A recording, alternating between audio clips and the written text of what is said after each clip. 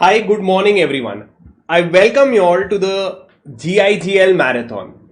In this marathon, I will be taking you all through the entire GIGL course, how you can crack it in the shortest possible time. Sir, will I crack the exam if I start today, right now? Answer is absolutely yes. I have everything planned for you and we start with the marathon today. Now, before I start, I would just request you all to hit a like button, and also if you have your friends around, share this in at least one of your WhatsApp groups. Okay, so this would help and reach out more people, and it will also make me feel very good that I'm able to help all of you all. So the lecture will be in English.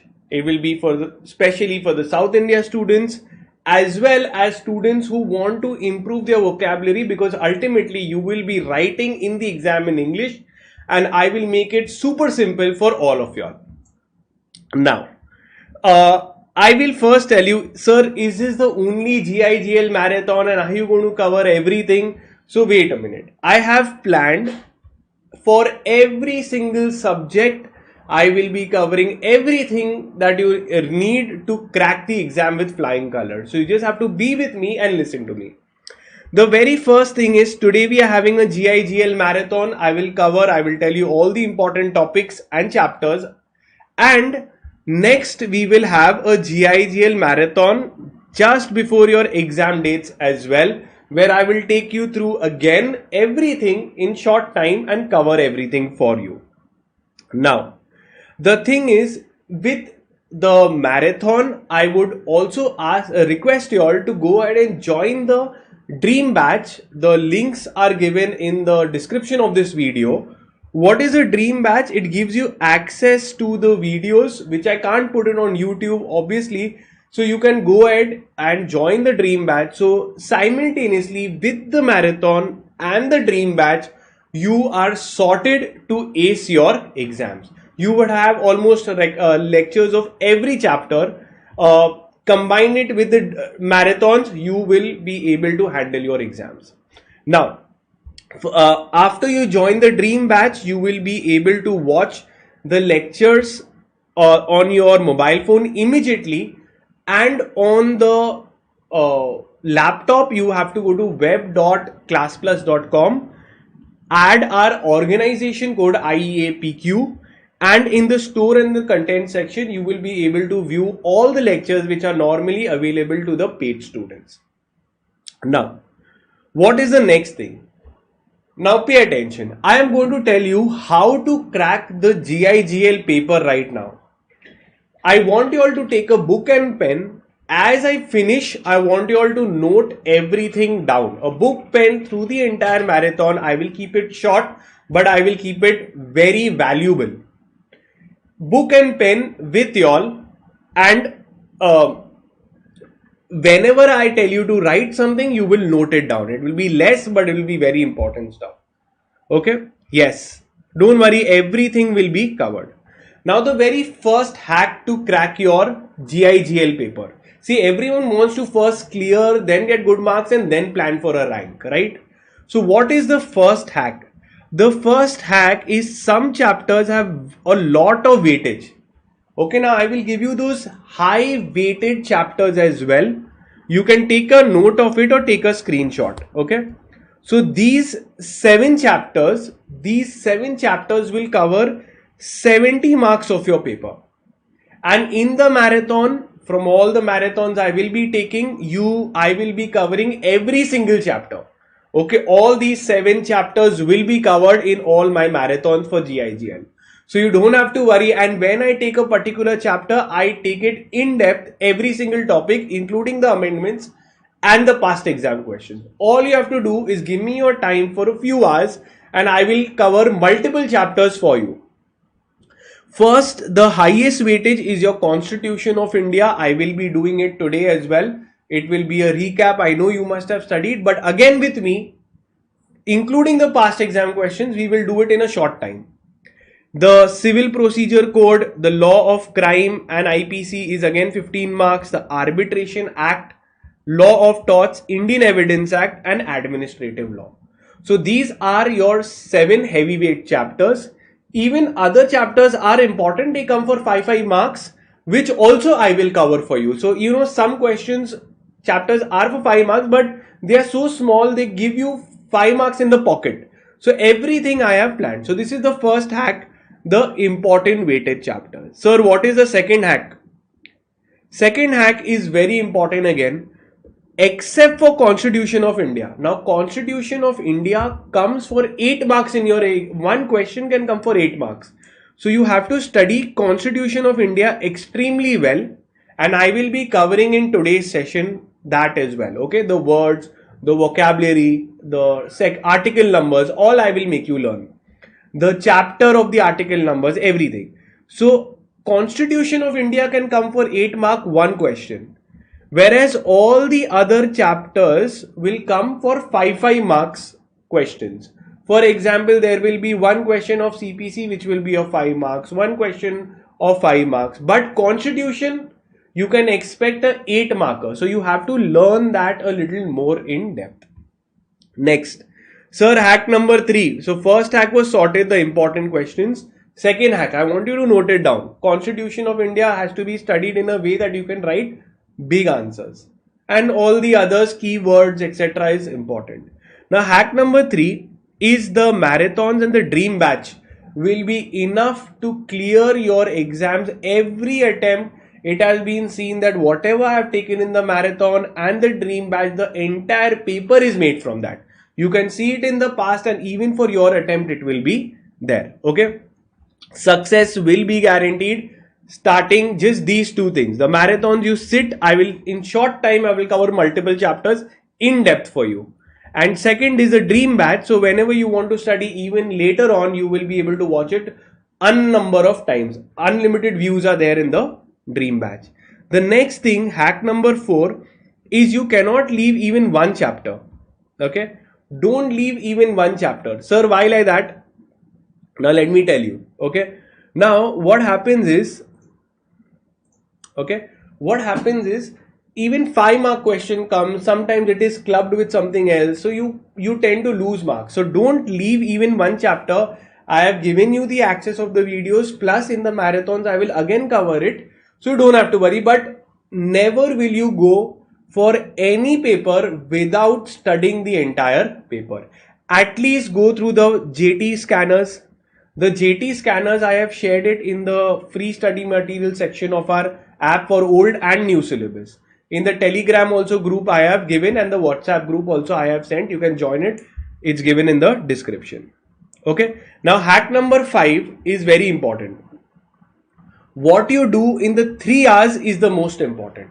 So no matter what you study now, the 3 hours you have to pre-plan from now, that listen, I will write this article number, I will write this section, I will write these lines, I will start it in this way, my start of the chapter answer will be worded this way. So you plan everything from now, and I will give you writing practice also. I will tell you how, paper presentation, everything. Now how to present the paper, I have 2 rankers, all India rank 13th Fatima ma'am, who will be showing you how to write the paper, and all India rank 2 Amandeep Singh Oberoi, his paper also analysis is done in the dream batch. You can go and check it. You'll have to time yourself, and confidence is the key. You have to be extremely confident and extremely happy that yes, you will clear. Now hack number 6 is the most important hack, and then we will start with the marathon. Okay, now what is hack number 6, sir? Hack number 6 is, remember, I had got an exemption. I had got 67 marks in my jurisprudence subjects. Okay, in my time when I was a student, I had got an exemption, and very simple, I got multiple exemptions in different subjects, but I'll tell you, for jurisprudence also I had got an exemption. Now, how to get an exemption? You have to keep a positive attitude, you have to trust your mentor, you have to continuously make positive statements. The paper is easy, I will get an exemption, and the correction will also be easy, and there is nothing that I have left, and I'm extremely confident. And in the 3 hours you will continuously keep writing in the exam. Okay, so again, to start on a positive note, we are going to get an exemption in this subject. So I want all of you all to put in the comment section exemption. This is how we start. This is how we tell our brains that listen, this is my target. Just write the term exemption in the chat box, and that is what we are targeting, and this is what I will ensure that you will get. Okay. So this is done. Now, after we have seen the chapters, we saw that CPC and your particular constitution is the high weighted chapters. Okay. So I want you to take a book and pen. I know you must have already studied Constitution of India. You must be having studied from any notes, my notes, or the module. I want you to keep that open. And with me, maybe I will finish it in 45 minutes or maximum 1 hour. I will target to complete the entire 15 marks. Now remember one thing, this 15 marks when I will do it in depth. The keywords also I have highlighted already. All you have to do is pay attention with me and keep your book, pen, sit in a secluded room and be ready with the marathon. So are we ready to start with the marathon? I want all of you all to put ready in the chat box. Okay, and I will start. Once I start, I will directly end at the end of the chapter. Okay, so great. Okay, I can see everyone writing exemption who have mentally prepared themselves for exemption. Now to start with the marathon, I want all of you all to put ready in the chat box.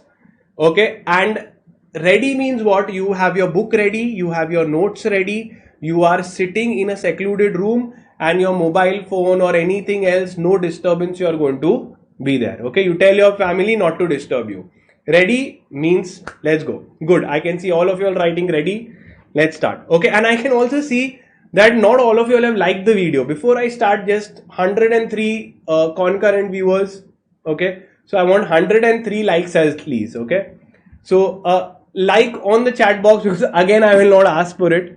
So I'm waiting for all of this. It's like your attendance, your positivity that you're throwing around.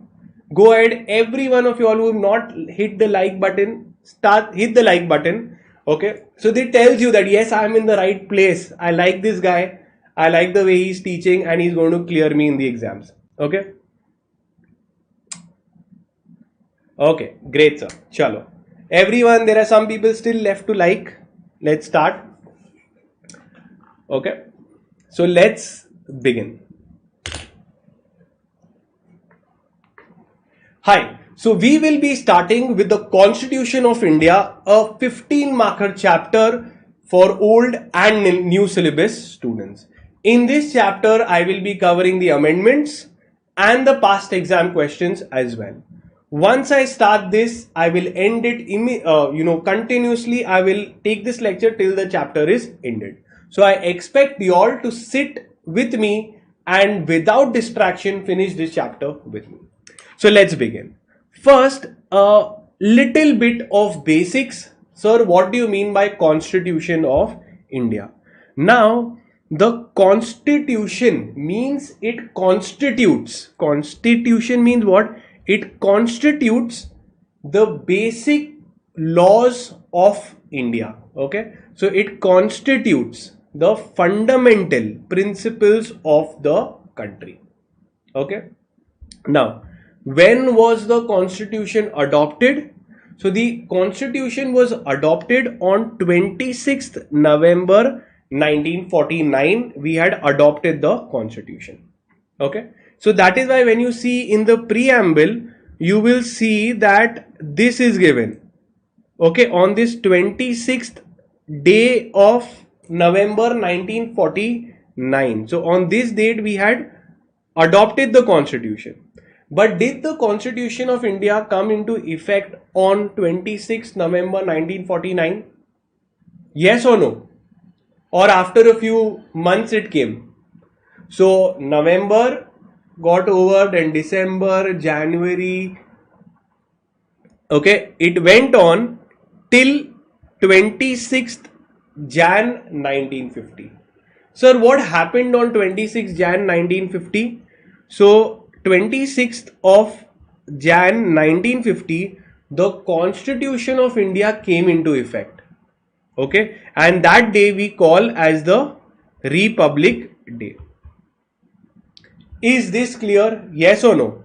So 26th Jan 1950 was the Republic Day because the Constitution of India came into effect. So this is a generic introduction, just that we have to keep in mind.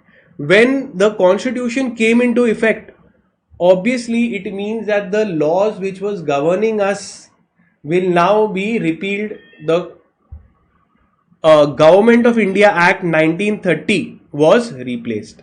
Okay, so once Constitution came into play, the Government of India Act 1935 was replaced, and we got independence and we were away from the British Raj. Next, just these are some basics. I will tell you what is important, and I will also tell you PEQ, past exam question, or from exam point of view. We'll come to those questions as well. Just a few basics first. Then in the preamble, when we always see here, I told you the significance of 26th, it is when the Constitution was adopted. We also call it as the we also call it as the Constitution Divas, or the Samvidhan Divas, or the National Law Day. This is also called as the Constitution Day or the Samvidhan Divas. Okay. Now, another thing, if you see in this, when the preamble is written, this is the preamble in the opening phase. Moment you open the Constitution, the preamble will be written. So this is the preamble. I told you one date. Then when you go down, you see the signature on the preamble. Someone has signed the preamble. Anyone knows who has signed the preamble of the Constitution? Okay, who has signed the preamble of the Constitution? Okay, so again, the signature of artist Ramohar Sinha as the Ram, okay, the artist was there. Now let's see what is this and whose signature is there. So what happened is, pay attention again. This is also some basic introduction and then we will start. Now what happened is, the first Constitution of India was handwritten. It was entirely handwritten, and who wrote the Constitution was Prem Bihari Narayan Raizada. So he wrote the entire first Constitution of India was written by him. He was called, okay, by Jawaharlal Nehru that, listen, you are you have this calligraphy skills and you write beautifully. You please write the first Constitution. And what will you take in return? So what will be the money that you will take? So he said that, listen, I don't want any money for writing the bulkiest Constitution of the world. That is the Indian Constitution. I don't want anything. All I want is my name should be mentioned there. That is it. So in the Constitution, you see his name and his signature there as well. Okay. So Raizada was asked by Jawaharlal Nehru to write out the first copy. So this is some basics of the Constitution. Now let's look at the article numbers. Now this is important, which you can quote in the exam as well. Now, the Constitution of India has how many articles? How many articles does the Constitution of India have? Can you all put in the chat box and also write it down? How many articles does the Constitution have? So, originally, in the very beginning, when the Constitution was framed, it contained 395 articles. It contained how many articles? 395 articles. With time, with amendments, more and more articles were added in, and now we have around 448 or 449 articles in the current Constitution after the amendments. So originally there were 395, then slowly they added more, and now we have 448 articles. Now, sir, from the end, now this is the entire article numbers. This you will quote. Now you know that a Constitution of India question is 100% certain in the exam. So how will I start with some mirch masala, that I call it, to decorate your paper? So these three, the article numbers, so this is the article numbers and the description part of the constitution. So these parts which I have highlighted, I want you to take a screenshot or write it down. So what is it? Part 3 of the constitution talks about the fundamental rights. Now, fundamental rights are given from article number 12 to article number 35. It gives you the fundamental rights. Part 4 of the constitution talks about directive principles of state policy, which is given in article number 36 to 51. Right now I want you to learn the article number and the part of the constitution. What it is, I will take you when I'm doing it.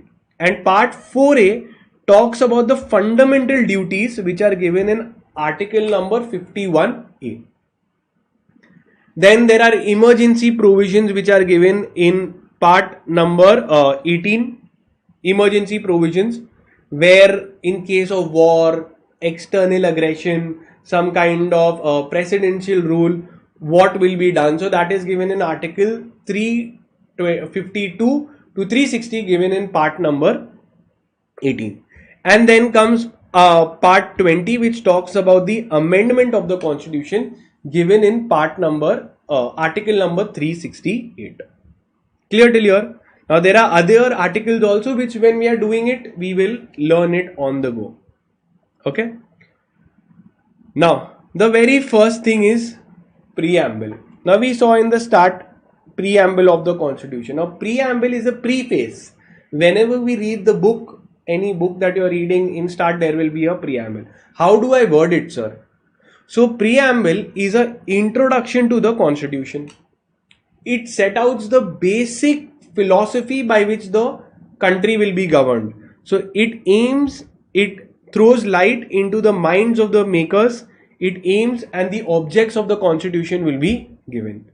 What are the aims and the aspirations of the ones who have created the constitution? Okay, it gives you a brief introduction into the constitution, the guiding principles and the purpose of the constitution. So again, what is a preamble? Preamble is at the start of the constitution. It gives you an introduction. It gives you a key. It gives you a key into the mind of the makers, and it sets out the aims and aspirations.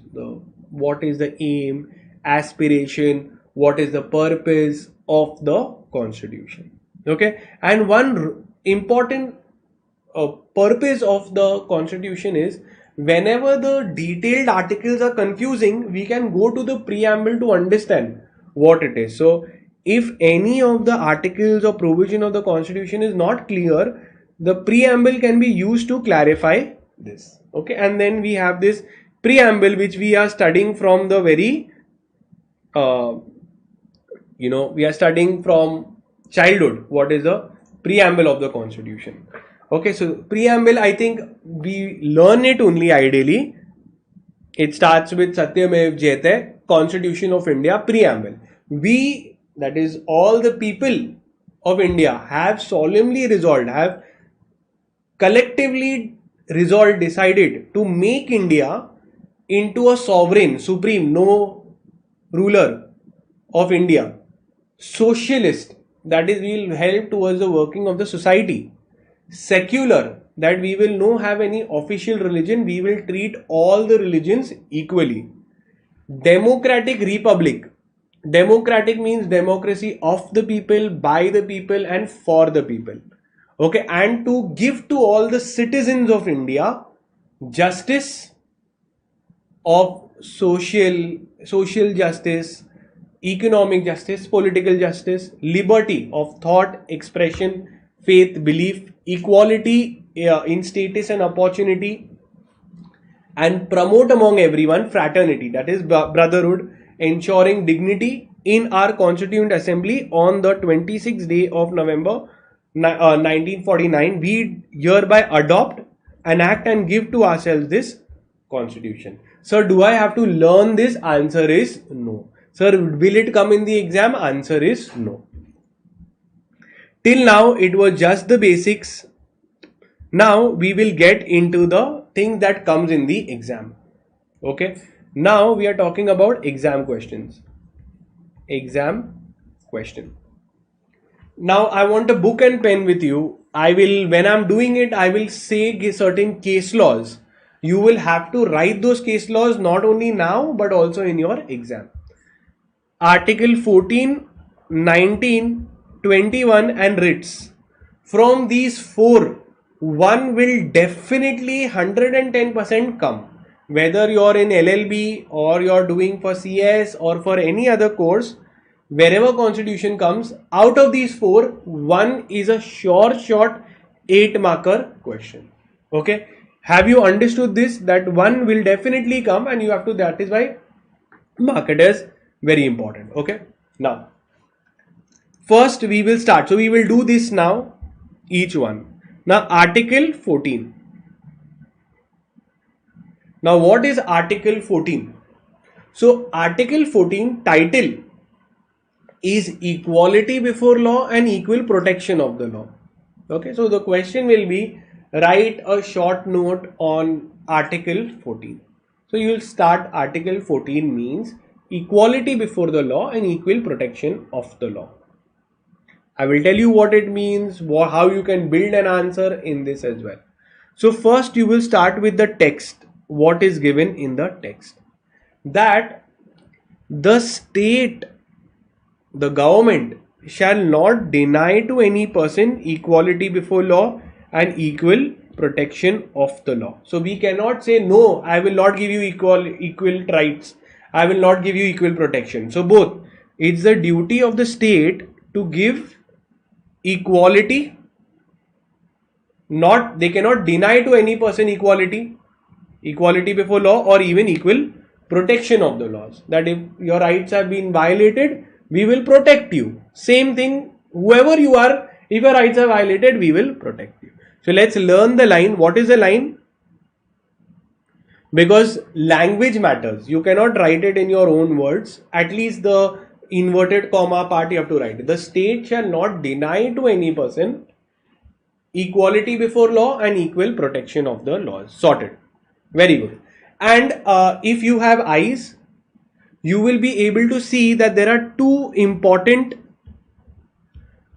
components, right? Two important, equality before law, this, and equal protection of the law. So you will write it that there are two important ingredients, constituents of the particular Article 14. Write it down, equality before law and equal protection of the law. Now when I say equality before law means what? That we will treat you equally, we will not give any special privileges to anyone. Okay, nobody will get higher privilege, everybody is equal. So is this equality? Answer is no. Everybody will be equal when nobody has any special rights. Okay, one. And second is equal protection. Now sir, protection, what does it mean? Now whenever your rights are violated, someone has taken away your property, someone has harmed, does a bodily harm on you, somebody has done theft, so your rights have been violated, you need to be protected. So whenever some rights have been infringed, violated, breached, then we will give you remedy. Okay, so equal remedy. So two components clear.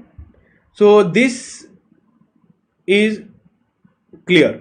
Okay, first I will write the title, then I will write the state shall not deny to any person equality before law, equal protection of the laws within the territory of India. Then I tell you it is divided into two parts and break down the two parts. So first part is absence of any special privilege. Now from here you will see a particular question will come up, a question to build the answer. Now you want to build more now. Special, what do you see? Women have special privileges. SC, ST have special privileges. Then who has special privileges? Sometimes we see children have special privileges. What nonsense. So someone will say that there are special privileges. So then we will say, wait, how to elaborate the answer. Then there will be reasonable classification. This is the second line that you will write. So after the introduction, the two constituents, then you will think that, listen, special privileges are there. Then you will start with reasonable classification. Now pay attention to this. Reasonable classification means what? That sometimes when you say SC, ST or some reservation quota that we do, some will feel that it is violation or that is inequality. But we say that listen, there is special rights given to them because they had certain disadvantage. To make the unequals among the equals, we have to give it. So ideally this is the society. Some people were already put at disadvantage due to economic conditions. So we have to give them certain privileges to bring them among equals. So the heading will be reasonable classification. How will you word it? It states that those equal in the eyes of law should be treated equally, but equals are to be governed by the same laws. But with regard to unequals, those who are not equal, the same law cannot be applied. It is found that if we give unequals no privileges, then it will lead to inequality. Talk in reverse, talk ulta. What you will say? That listen, if you don't give the poor some privileges, it will lead to inequality. How will they come forward in life? If women are not given special protection because there is so many crimes against women, if we don't give them these special rights, then there will lead to inequality. So in such cases, reasonable classification is allowed. Is this paragraph clear? It's a baby paragraph, but you will write that those equal in the eyes of law should be treated equally. If not done like that, then it will lead to inequality. Now comes a very important line with respect to Article 14. Now what does Article 14 says? That Article 14 forbids, prohibits, disallows class legislation. But it does not forbid reasonable classification. We saw reasonable classification is allowed. Okay? Reasonable classification is allowed. Class legislation is not allowed. Sir, what does it mean? First is meaning chodo. Leave meaning. You have to learn and write this. Okay, so I will explain. So pay attention. With me, Article 14 should get over. Okay? I will not repeat it again and again. That you have to write down the keywords. Article 14 states that envisages, now write these words, it envisages equality between equals. Those equal in the eyes of law should be treated equally. Now, class legislation means making different laws for different people. Do we have different laws for different people without any logic? So that is called as class legislation. Making different laws for different people without any lawful justification is called as class legislation. Now you tell me, can I make a different law without any logic? For pretty people, I want a different law. For, those who are not in the other category, I will make a different law. So they will say, listen, different laws you cannot make without any lawful justification. So class legislation is not allowed. Class legislation means separate class, separate law without logic. Now, Supreme Court talks about intelligent differentia, which I will come. Now you will take a book and pen and write down the case law.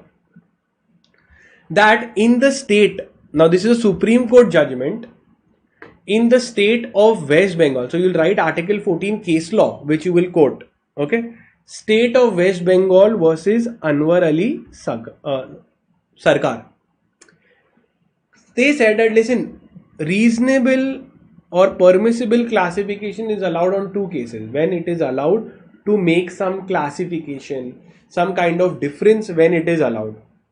So first is when there is a logic. There has to be some intelligent difference between class for whom I am making and the other class. Sir, means what? Can I say that SC, ST, OBC class which are there, they can be differentiated. There is an intelligent difference between the rich class and the SC, ST, OBC. For years they have been underprivileged. And when I see a rich class, I will say I can easily see the difference. There is a intelligent distinction made. There is a brain applied. There is a logical distinction between the class for whom you are giving the benefit. For women, I see, yes, women are subjected to crimes. Okay, so this is there, and there has to be a rational nexus between the objective that the statute is trying to achieve. Sir, very difficult line. Good, na? I'm explaining. You write it down. Write it in the exam also. It will come out that you're well read.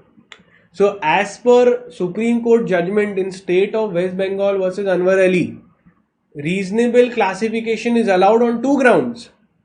One, there has to be an intelligent differentia, meaning there has to be a reasonable logical distinction between the class for whom you are making and the other class who is left out. And there has to be an object of the act. What is the object? Is to protect women, is to uplift the lower class, economically backward class. So there has to be an object of the act and a differential, intelligent differentia. Now, again you will write another case law.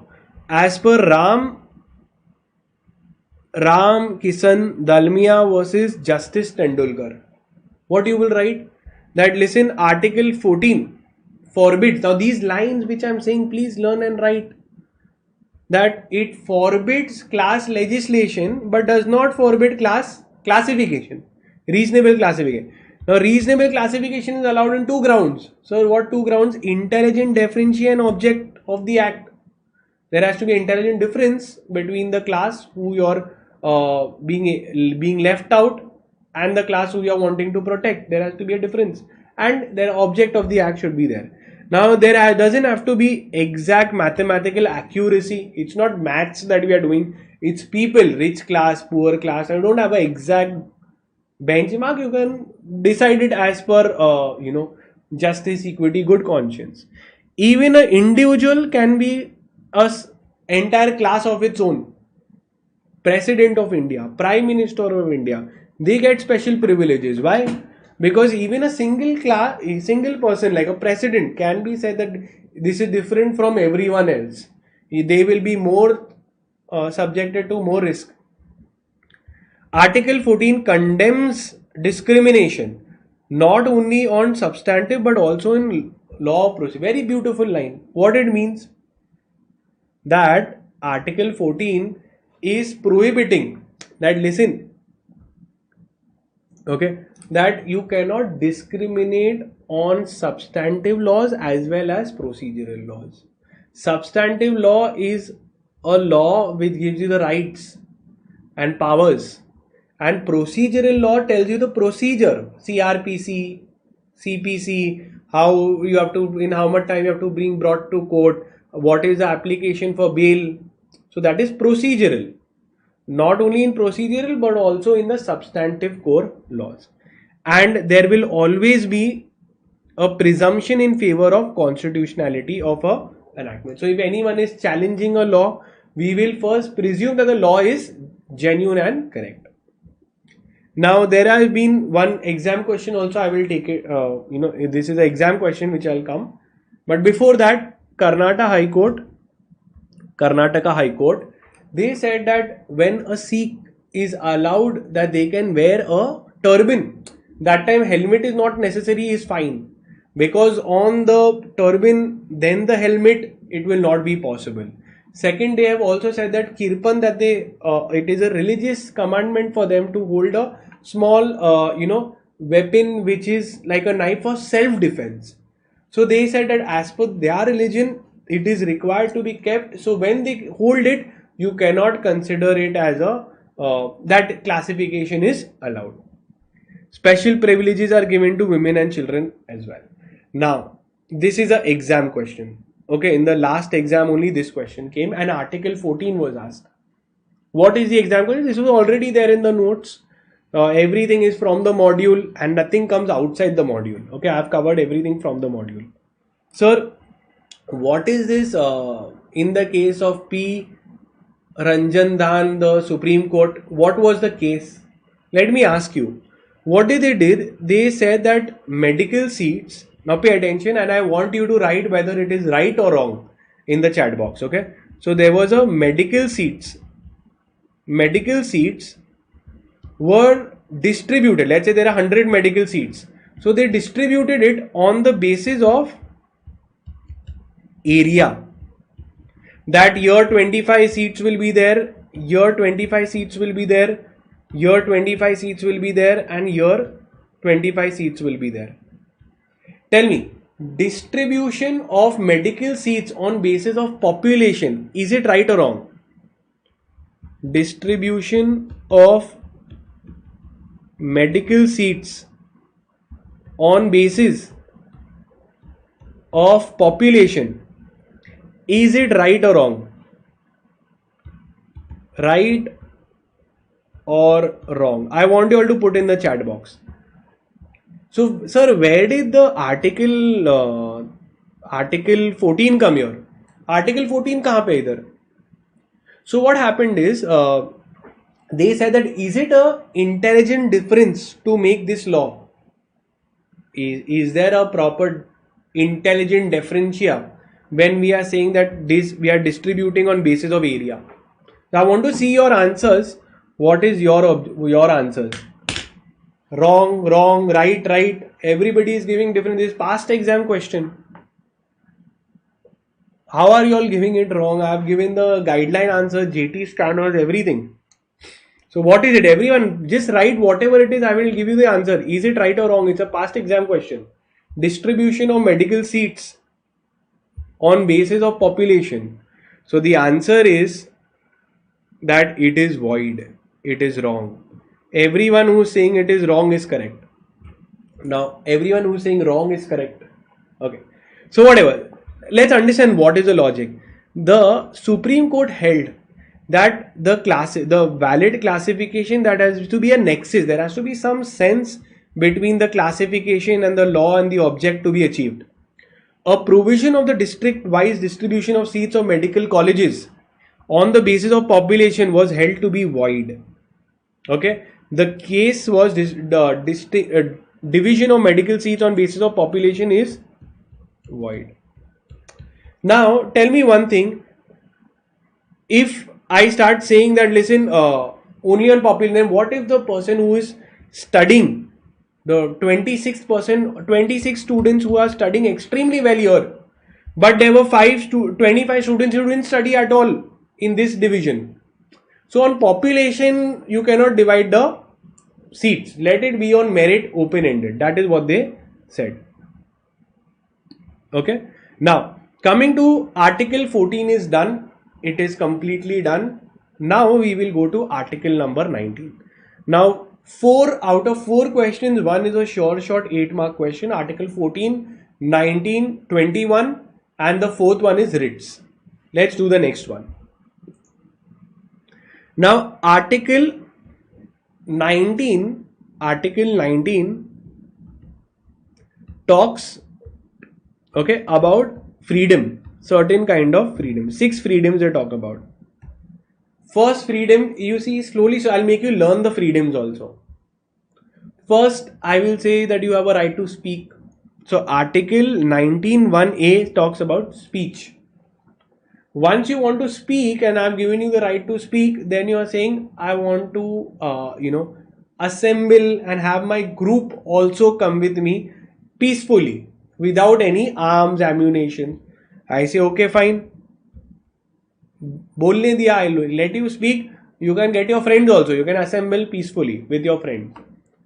Then when they have assembled peacefully, then they're saying they want to make unions. Trade union, this union, that union they want to make. So that is also a freedom. So first I gave you to speak, then you got your friends and then you all made an association. Now I say, now what do you want? They say, now we want to move freely throughout the part of India.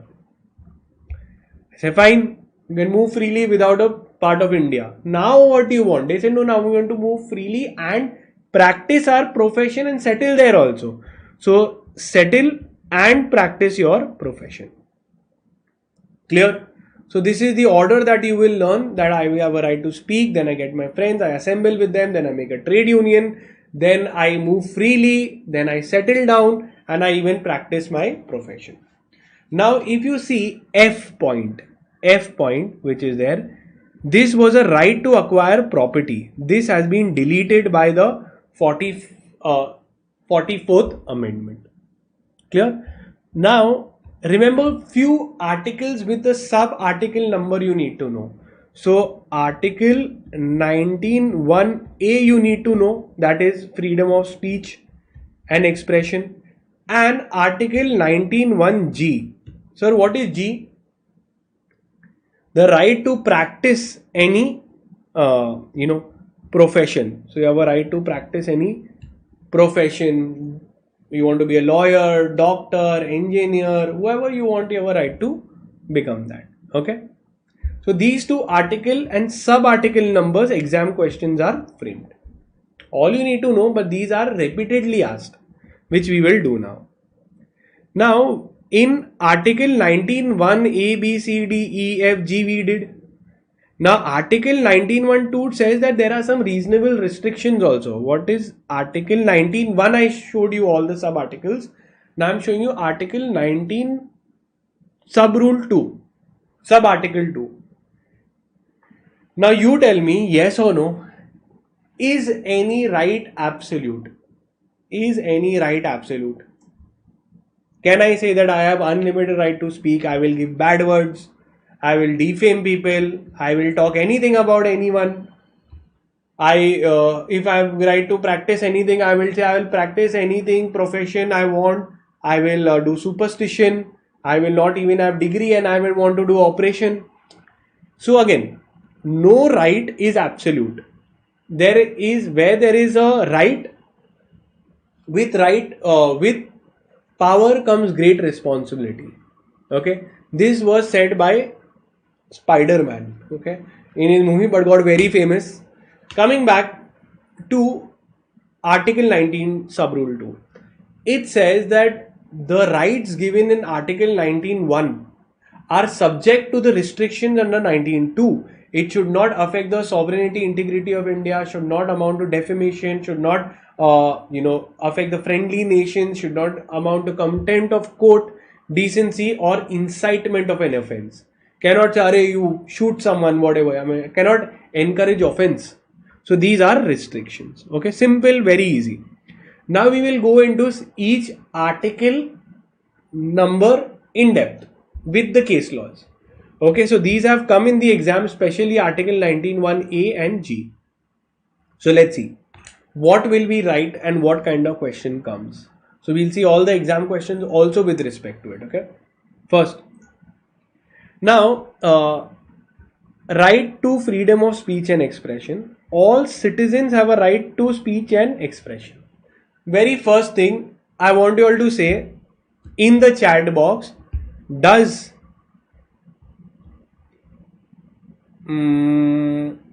let me say who everyone knows. Brad Pitt. Does Brad Pitt have rights under Article 19(1)(a)? Does Brad Pitt, the Hollywood actor, have rights and protected under Article 19(1)(a)? Yes or no? Yes or no? In the chat box quickly, because I want to move ahead. Yes or no? I'm waiting for you all. Does Brad Pitt or Obama, Donald Trump, okay, Angelina Jolie, Jennifer Aniston, Courtney Cox, okay, again, let's not distract away. Okay, so answer is absolutely no. Why? Because in the very beginning only it is said that Article 19 is a right available to citizens. Okay, only to citizens. Okay, sir, understood. Move ahead. Only citizens have this right. Next, it provides freedom to express your opinion freely without having any fear of oral, written, electronic broadcasting or any press. That means even in press, you can make whatever statement you want. Even the print media, that is newspapers, we can print whatever we want. So that is also there. Okay. Next, it is available only to citizens, and you are allowed to give good and bad speeches as well. The Article 2(19) sub-rule 2 talks about restrictions, which I have already told you. Okay. Now coming to some landmark cases. Okay. In some are very easy and some are which can come in the exam. Okay, so I'll go. First one is very, very important, and my question to you. All of you all said that Brad Pitt is not protected. But is a Indian citizen's right to free speech there even abroad? Even abroad. Yes or no? That means there is a politician who wants to go abroad and freely speak his opinion. If he wants to criticize the Indian government, they want to do it. Is it allowed? Yes or no? And is it protected under the Article 19? Yes or no? My question is, in Maneka Gandhi case versus Union of India, the question came up that is freedom of speech for citizens restricted only in India or also abroad? Please put that if they go abroad, can they speak what they want? Freedom of speech is there abroad also of citizens? Yes or no? Many people are saying yes, no, yes, no. Okay, so the answer is very simple. Yes, it is protected even abroad. So the freedom of speech has no geographical limitations. Maneka Gandhi case. Okay, the citizen carries the right to speak wherever he goes, not only in India but also abroad. Beautiful case and very easy. Second, the Indian Express versus Union of India, it plays a very significant role in so they said that the press, again you can quote this in the exam, even the press means what? Your media, your news channel, they also have a freedom to express and give their opinions and give the news as they want. Okay, this is given in Indian Express case. Third, in Romesh Thapar versus State of India, again, press has the same rights as that of a citizen of India. Even the cricketers have a right, they have a right to broadcast the cricket match, that is also there, Cricket Association. Now coming to exam questions for Article 19(1)(a). Now for Article 19(1)(a), now I want you all to tell in the chat box whether it is right or wrong.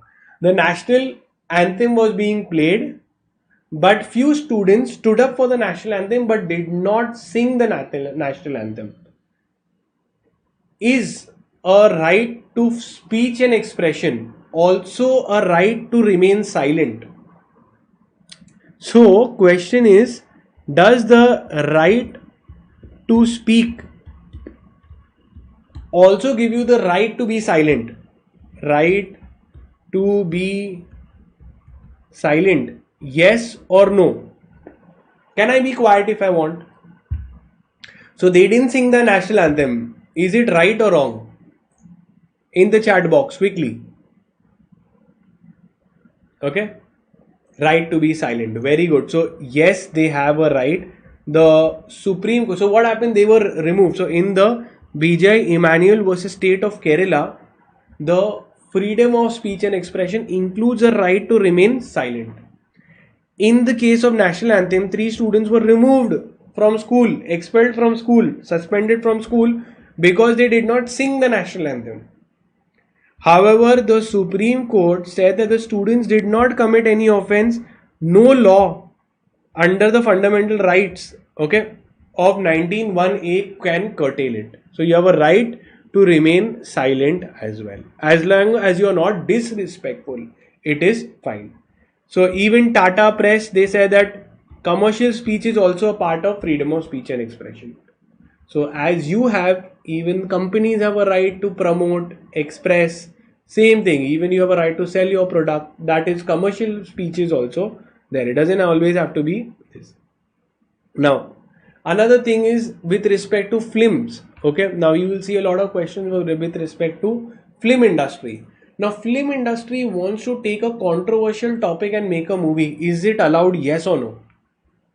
Some controversial topic, controversial personality, they want to make a movie. Allowed or not allowed? So answer is yes, but they will have, censoring the thing is not amounting to violation of your right. Filmmakers will say, "Arey, if you cancel this, then it is violating my freedom of speech and expression." So Supreme Court held that censorship of films, including pre-censorship, is justified.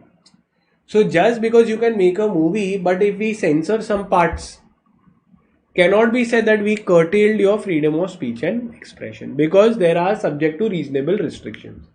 Again, moving next to in Union of India versus for Association for Democratic Reforms, it was said that the freedom of speech and expression not only is a right to express but also to receive information. So from this, the RTI Act was passed. Next, we will be doing RTI Act. In this, you see this case law, very, very important, noted down. When you will be able to speak, when you get information, for example, if you come to know that the government, only if you come to know that the government has done scams, then only you will speak and oppose. But if information is only not given to you, then you will also not be able to express yourself. So right to information is necessary to speak and express yourself. Only when you get information, you will be able to speak. This was held in Union of India versus Association for Democratic Reform. So now we are done with Article 19(1)(a), most important. Then they say you can assemble wherever you want, subject to reasonable restrictions given under Article 19(2).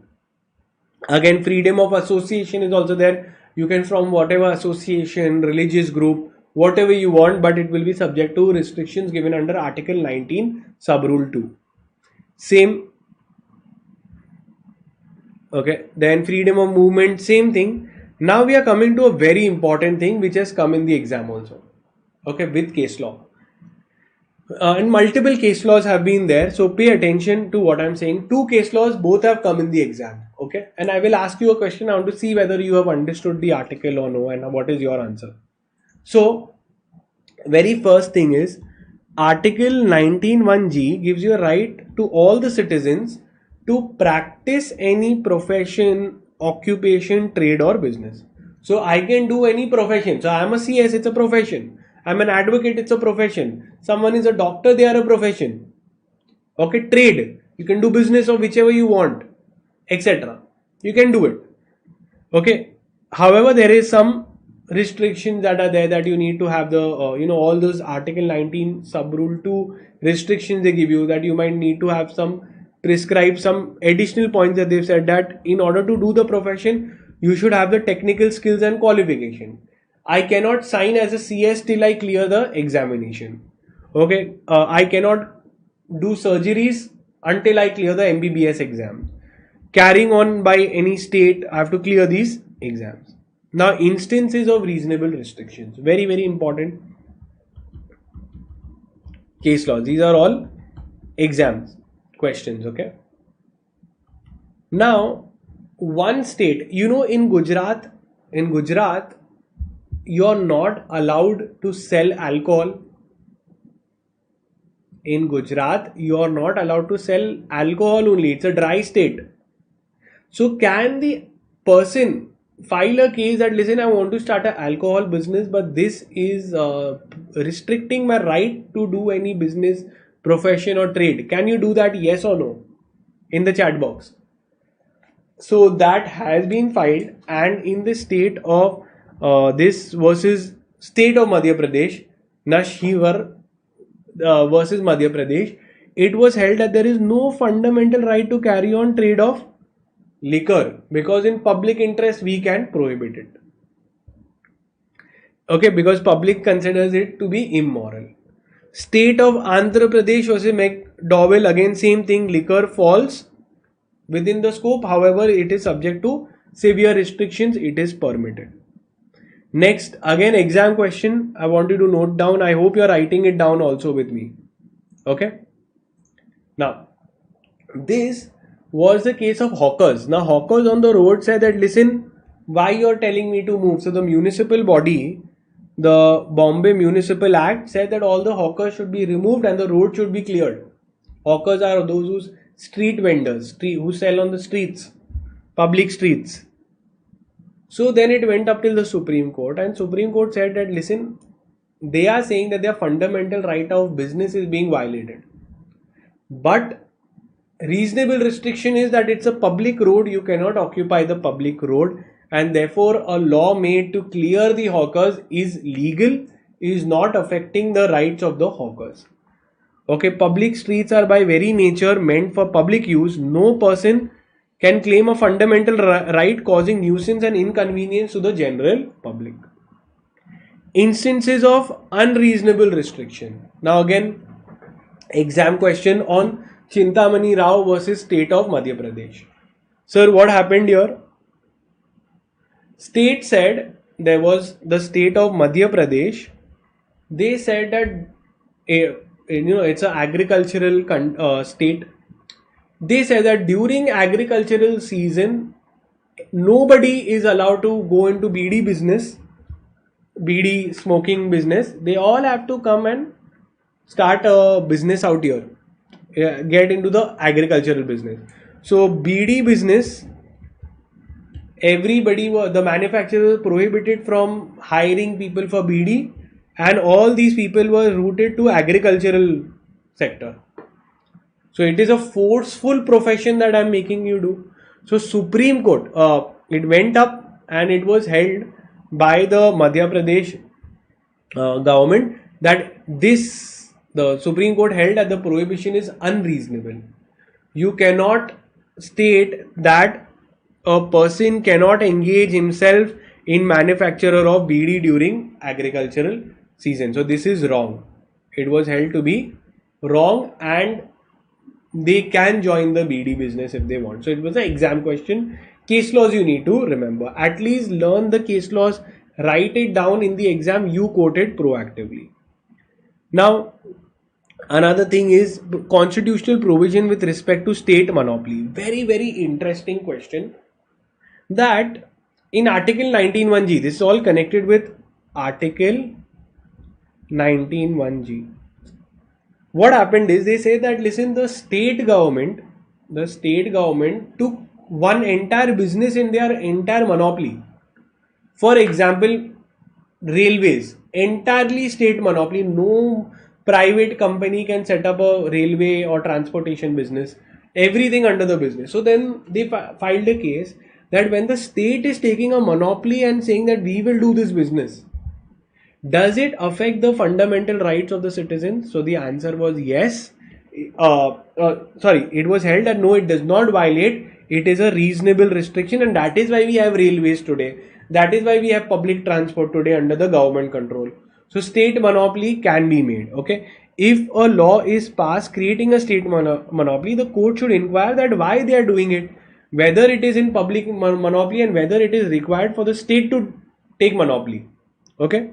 So they have said that in certain cases it can be justified when the state puts a monopoly in itself. Now going to Article 21. Quickly. Now Article 21 is very simple. It talks of right to life. Right to life, you will write that Article 21 says that no person shall be deprived of his life except by the procedure established by law. So can you take away the life of a person? Answer is yes, you can take. After following the procedure of law. We see hanged to death. Kasab was hanged to death. Why? Procedure of law was followed. Then you can deprive a person of his life. And you see some people are jailed also for 4 years, 5 years. So their liberty is also, personal liberty is also violated. When? After a procedure of law is done. Without that, no person's life can be taken away. No person's liberty can be taken away. First, this makes the life meaningful. It helps them live with human dignity. Okay. In state of Kharak Singh versus UP, it was held that right to life includes a right to privacy. Okay, so he was sent on parole at home. When he was there, the officer was looking into the window where he is, what he is doing. Now he is saying, I am sitting with my wife, don't disturb me, give me some privacy. So they were not giving him privacy. So then he filed a case that it is my fundamental right to, how will I live if this officer is looking and peeping into my window? So they said that listen, even if he is sent on parole at home, You cannot infringe his privacy. In Maneka Gandhi case, it was held that you cannot just impound a person's passport because then they will not be able to go abroad. Liberty will be cancelled. This is without following a procedure of law. This is not allowed. Then Satwant Singh versus APO, right to travel includes. So right to travel is a fundamental right. It should be allowed. And we say procedure established by law. Can anyone tell me where is the procedure given in law? Where is the procedure? Which procedure are we talking about? Can you tell me? Which procedure are we talking about? So procedure given under the procedural law, CPC and CRPC. Clear? Then Article 21 is a wildlife. For right to life you require right to go abroad, right to privacy, right to legal aid, right against custodial violence, right to live with human dignity, health, fair trial, etc. Even a right to adopt the child is there. Now we are coming to, so we have done 3 important articles. Article 14, 19, 21 is completed. Now we are seeing education, that is 21A, very very important, free education. So is education free for you? Yes or no? Or there is 18% GST on you? Is education free? Answer is yes, but up till a age group. What is that age group where education has been provided free? That is up to 14 years education is free. So if you see, they can go to government schools, no money will be taken. It's a constitutional right. Okay, according to the state shall provide free and compulsory education to all the children of the age of 6 to 14 years. This is given in Article 21. Instead, in one case law they had read in Fahima Shireen versus State of Kerala, it was held that right to internet access nowadays in the age of technology, that is also a fundamental right. So they can also watch these marathons and pass. Okay. Now, after these rights, then I'm coming to another important exam question. So I'm going in order of importance, what repeatedly comes. So pay attention. They have asked many times, what are the fundamental duties of the citizens? So again, fundamental duties, Article 14.1a. Okay, 14.1a talks about the fundamental duties. Where it is given? Fundamental duties are given in Article 51a. It says, what are the fundamental duties? Right, citizens have to follow something. You and me also have a duty in the Constitution. What are the duty? To respect the Constitution, the national flag, to noble ideas of our freedom fighters. We have to keep that in mind. We have to protect the sovereignty, integrity and unity of India. We have to defend the country. We have to promote brotherhood. We have to preserve the natural rich heritage which is there. Protect the national environment. Develop a scientific temper, not think in superstition. Safeguard public duty. Strive in excellence in all spheres, and to provide for opportunity for education to one's child. So from here, if you see how many this is there, you have 1, 2, 3, 4, 5, 6, 7, 8, 9, 10, 11. So from 11 fundamental duties you can keep it in mind and memorize. Okay. Next, let's go to very very very important, writs. I told you 4 out of 4, one is a short exam question. Writs is another one. What do you mean by the term writs? How will you word it? How will you write it? So again, I'll tell you, very simple. Whenever your fundamental rights which are given in your part 3 of the Constitution, they get violated, they are violated, or I can say infringed. Okay, someone has taken away your right to speech, not given you right to whatever, freedom of speech, liberty, etc. They are not allowed you. Then in such case you will go where? To court. You will go to the court. Now you can go to which court? Fundamental rights are violated, you will go either to the High Court or to the Supreme Court. High Court you will go in article number 226 and Supreme Court you will go under article number 32. Clear? So 226 and 32 you will go. Here, these are two articles that you will go. And when you file an application, the name of the application that you will file that my fundamental rights are violated, that will be called as writs. So writ is a term given. So whenever in the High Court, when someone says I am filing a writ, that means you should know that a fundamental right is being violated of the person. Now, writs, it is said that for every right there is a remedy. So fundamental right is there, but if it is violated, we need a remedy. The remedy is so whenever there is a fundamental right, you will also expect a remedy. Remedy is your writs. Writ is the application that you file in the court. Now there are multiple writs, but 5 writs we will be talking about. We will be talking about 5 writs. Habeas corpus, mandamus, prohibition, certiorari and quo warranto. Okay. Sir, what is this? It comes in the exam and I want you to take a proper note and learn.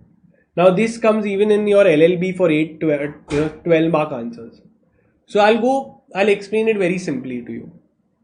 Habeas corpus meaning is to bring the body. So whenever anyone has been illegally detained, so let's say this person has been illegally detained, okay, wrongful arrest, then he will file that, listen, my personal liberty has been violated. So he'll file a case in court. Okay. There is called as the ADM Jabalpur case, which is called as the habeas corpus case. In that he has just simply written in the postcard that please release me, I am illegally been bought. It gave it to the jailer gave it to the High Court, through the lawyer they went it to the court took up the matter. So even a simple letter that, listen, I have been illegally detained, writ can be filed. Now in habeas corpus, it means, it's not an English word. It means to bring the body. So this is the body, person. Body means person. Bring the person to check the legality of his detention. If it is found that the detention is illegal, if the court finds that he is wrongfully detained, the court will secure the release of the person and release him. This is the object of the act. The object of habeas corpus. Okay. The object is not to punish a person who is illegally detained. The object of this writ is not to punish, why did you illegally detain? That is not the object. Object is to release the person who has been wrongfully detained. This is it. Short note, done. Let's move ahead. Next is mandamus. Now, what do you mean by mandamus? Mandamus means command. I'm commanding you. Do this. Failure. This is a command. So mandamus means to command. Now who is commanding to whom? Who is giving this order? So the higher court gives an order or command to whom? To a public authority. Public authority to do the duty. So if a public authority, police or maybe municipal body, any government body is not working when they have a public duty. So this public duty as a public authority has a public duty. So if I go to the office, tell him please do the work, give my pension, he is not giving. They are not doing the public duty. Then only thing is you file a case in High Court for a mandamus. In mandamus, the High Court will call the public authority. Hello? You have this public duty, why are you not doing? Immediately go and do your duty. So this is a command by the higher court, maybe Supreme Court or High Court, commanding the authority who has a public duty to perform. Can this be given to a private company or private authority or private nature? Answer is no. Public duty. So public duty and public servants it will be issued on. Clear? Done. This is a discretionary remedy. So if court wants, they will order. Otherwise, you cannot force the court to do. So court should feel. Now two things are there. Certiorari and prohibition. Concept is same, timing is different. Concept is same, timing is different. So again, it is a command. This also prohibition and certiorari is where a higher court is talking to lower court. Higher court in both these cases. Higher court is talking to lower court. Clear? When and prohibition means to prohibit, to prevent. Okay, so when the high court feels that the lower court will pass a wrong decision because it has taken a matter which is not of its competence, it is not within its monetary value, it is exceeding its jurisdiction, means lower police officer or maybe some court has taken up, a consumer court has taken labor matter, labor court has taken family matter.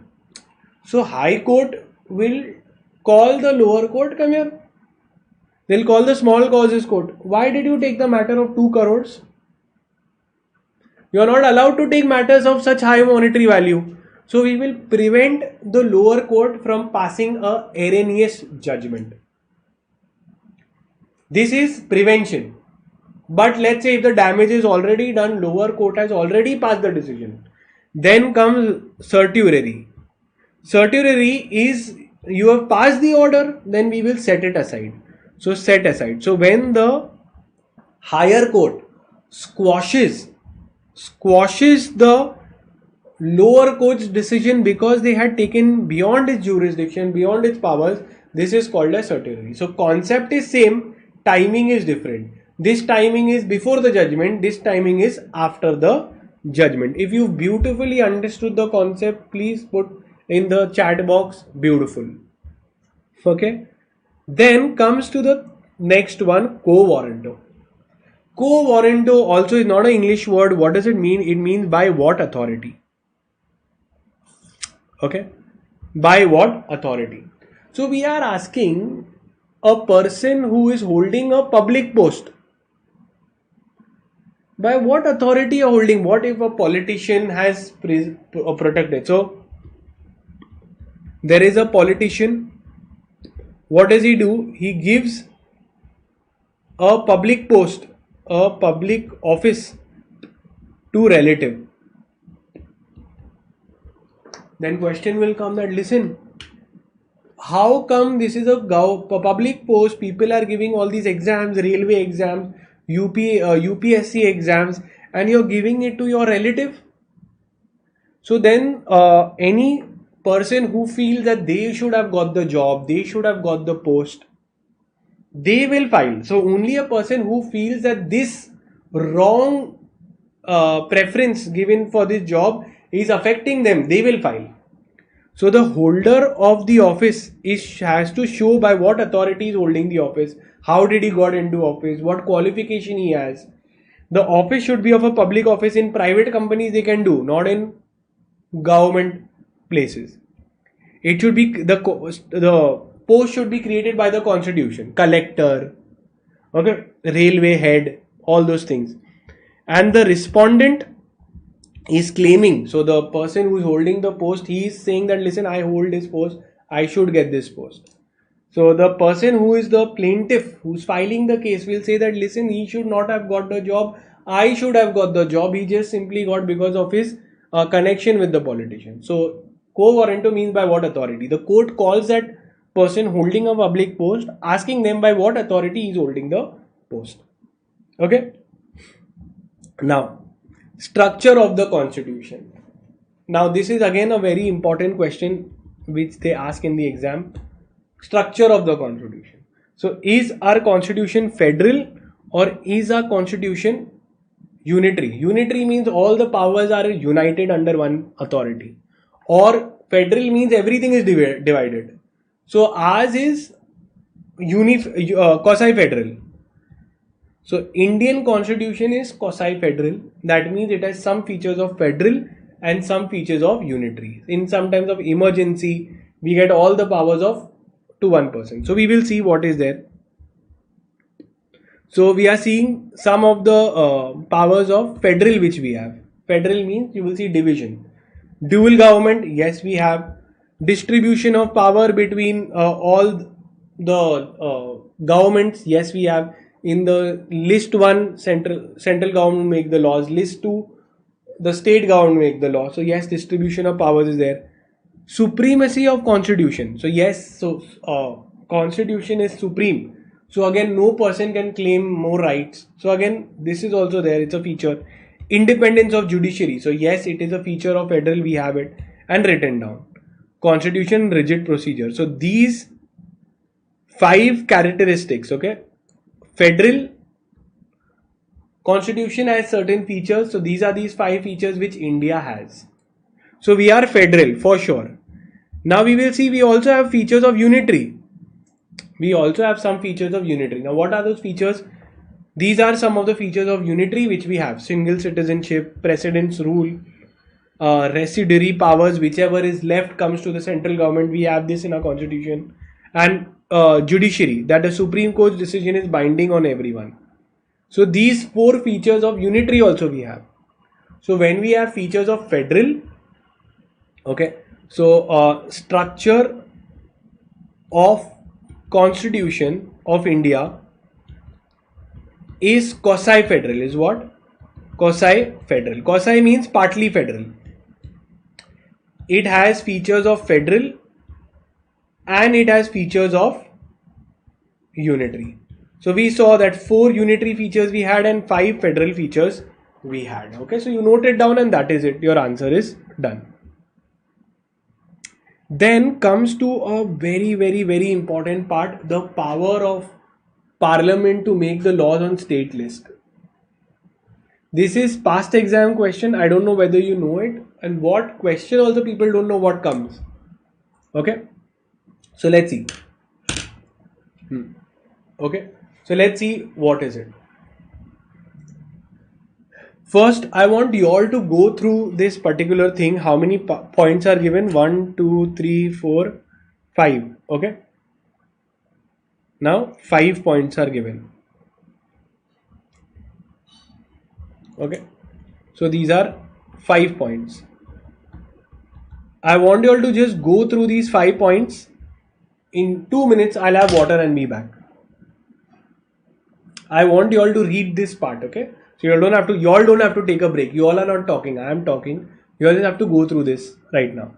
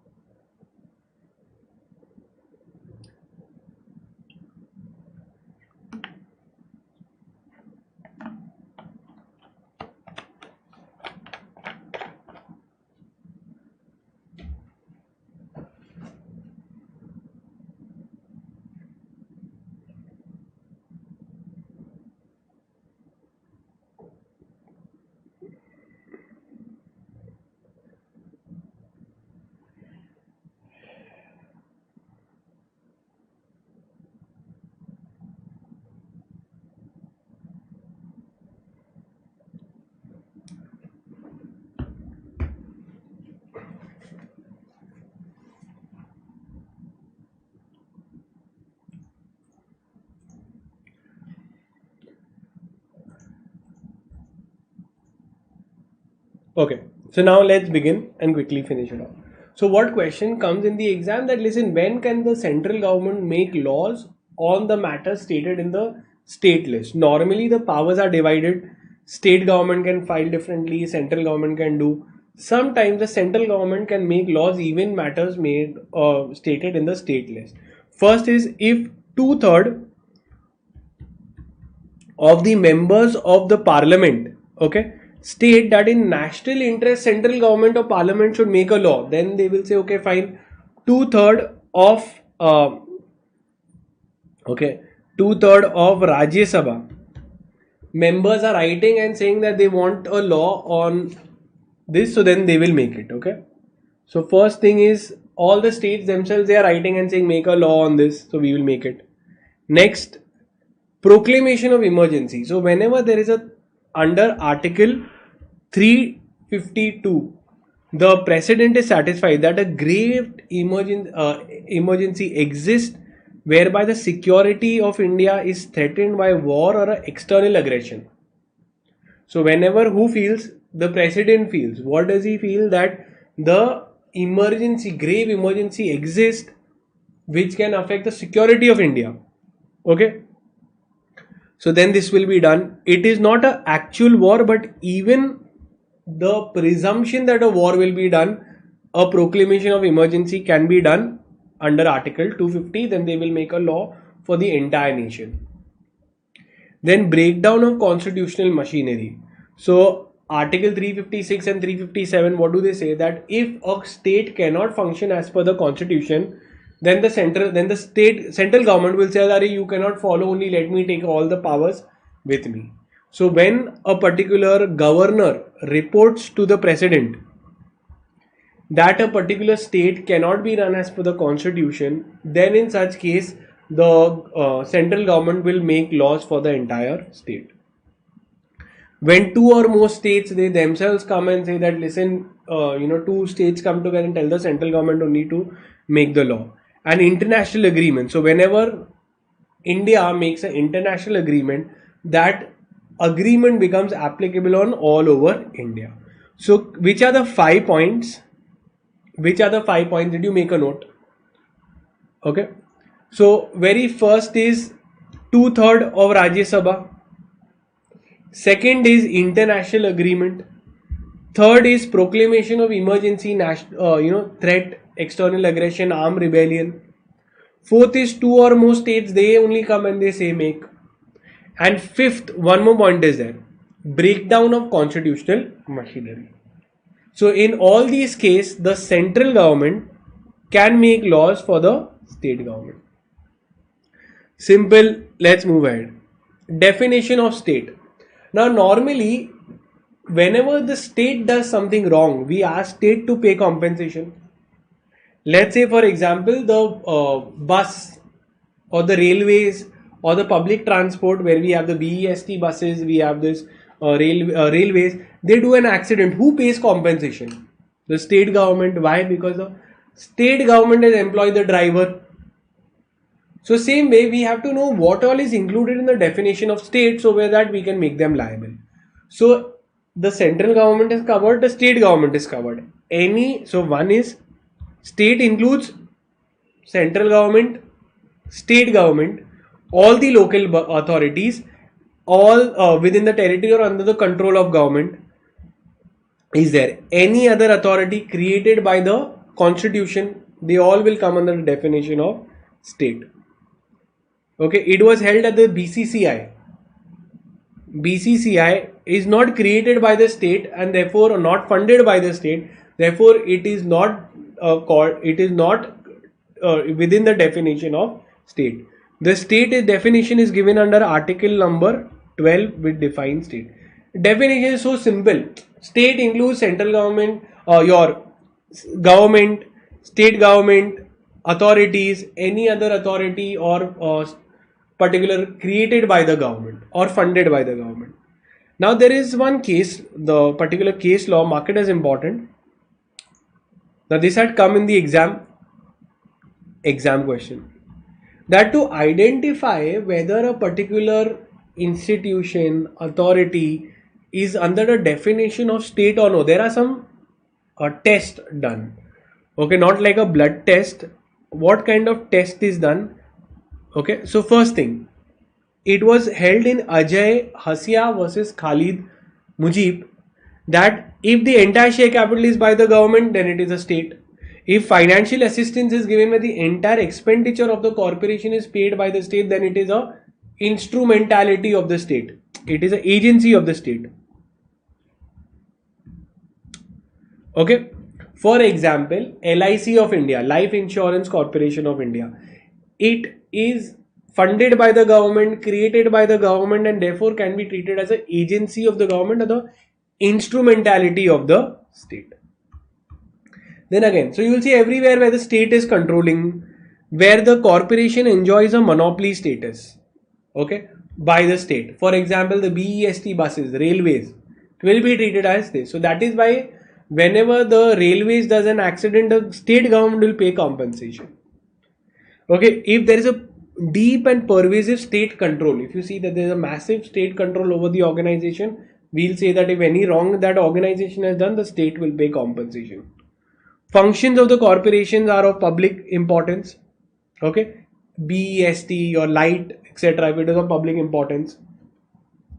Okay, if a department is transferred to a corporation, strong supporting factor as an inference. So if any department, anything has been transferred to the government, so it will be said that it's a instrumentality of the state. Clear? Because sometimes some industries, what happens if there is something wrong doing, then the state takes control, and then after that anything is wrong is done, we'll say that the state can be held liable. Now again, very cute little point which I think from childhood we are learning: directive principles of state policy. Can these be enforced in courts? So again, let me tell you what it is. These are the most ideal principles, okay, which the states will try to achieve.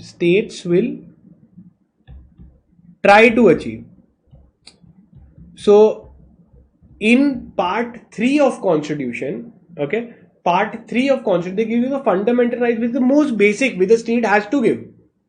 Part 4 gives you the most highest end. This is called as directive principle, that the states will endeavor to make their policies to achieve these things. So can we say that ye nahi mila to we'll file a case, if I don't guess I'll file a case? Answer is no, because we will try. Okay, so these are not enforceable in court of law. So you cannot file a case on the state if they don't give you this. What are those given? Like securing order, having a uniform civil code, free and compulsory for all children up to this. So some of these we have achieved. Then honorable relations between states. So these are some: giving a good standard of living, livelihood, organizing village panchayats. So some of these points you can see, and I have told you the concept also of directive principles of state policy. So it's given in part 4 of the constitution. These are not enforceable by court. However, the states will try to direct their policy to achieve these principles. Next we see protection in respect of conviction of offences. Okay, let's see. Article 20 has 3 parts. Article 20 has 3 parts. Let's see if I have written it down. Okay, has 3 parts. Article 20 sub 1, 2 and 3. Sub 1 says ex post facto law. This talks about double jeopardy, and this talks about self-incrimination. Article 20 sub 1, what does it say? That no person shall be punished for an offence greater. I cannot be punished for an offence greater than what was at the time of passing the offence. For example, if, okay, let me see. So what happened is, let's take an example. In 2020, I did an offence which was punishable by 1 year, or it was not an offense, it was no offense only.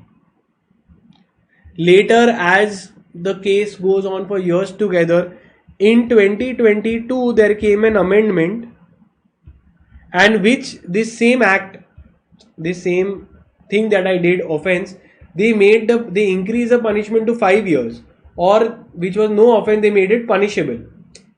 So can I be held liable? Can I be held liable for 5 years, or can I be made punishable?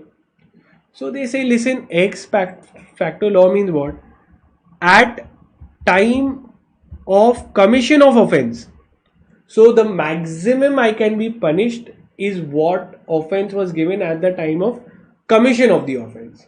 So when I did the offense, how much penalty is there? That is the maximum penalty that can be levied on me, irrespective if future there is a increase in penalty. Prospectively it cannot be done. Now from that time, if I would have done, you can do. Okay. Let's see. So Article 21, mark it as important.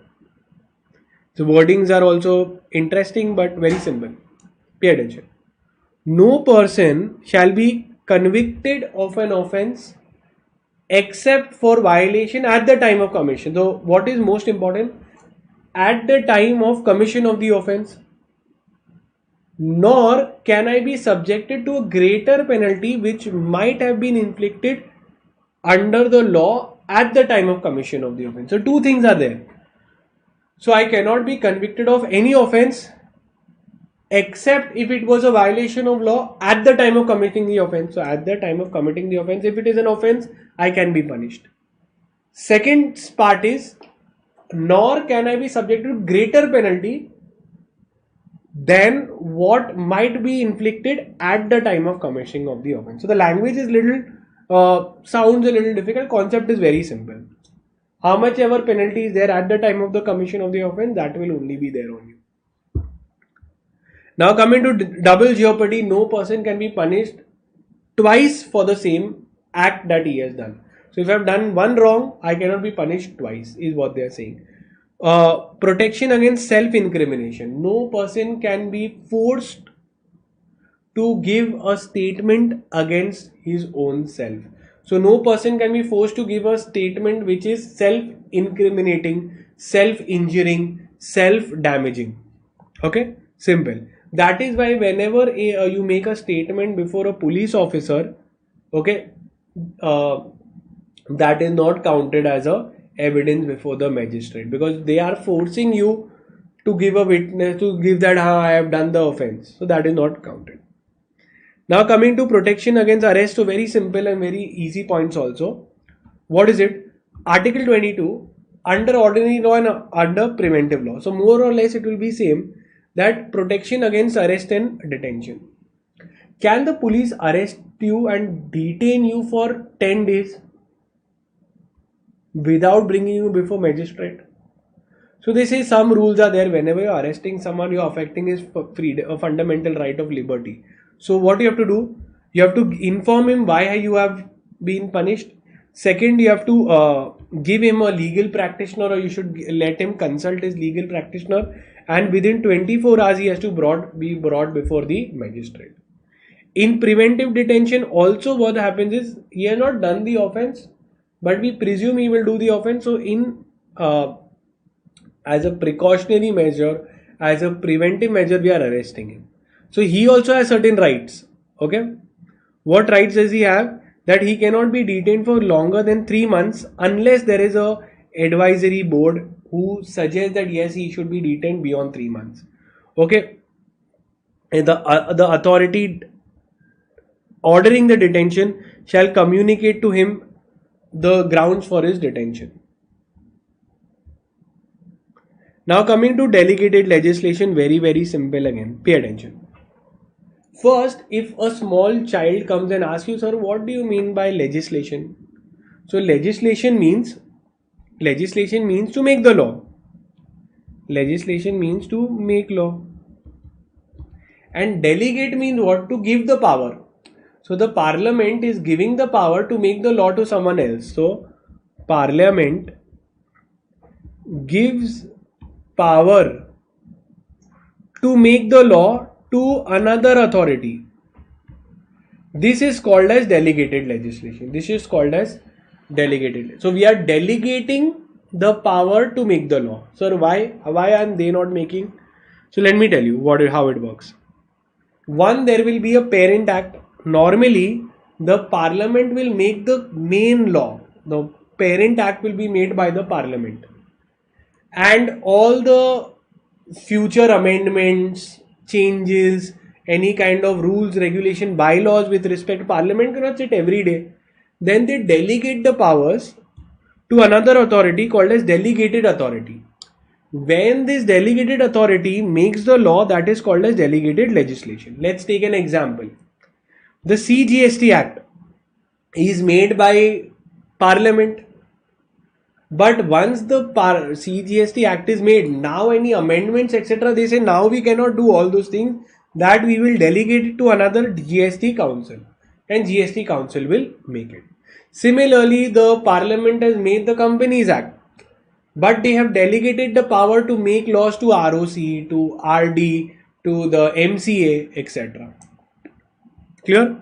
So delegated means it's not a principal legislation, it's a subordinate legislation.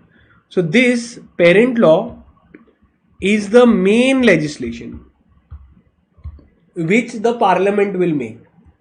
Delegated legislation is a subordinate legislation which the subordinate authority will make. Now why they do like that? Why is the parliament not doing everything? Because pressure of work, parliament has to make so many laws, so many discussions, etc. Every topic, parliament cannot go into technicalities like Income Tax Act, IT Act. In Income Tax Act also they give it to CBDT to make the laws.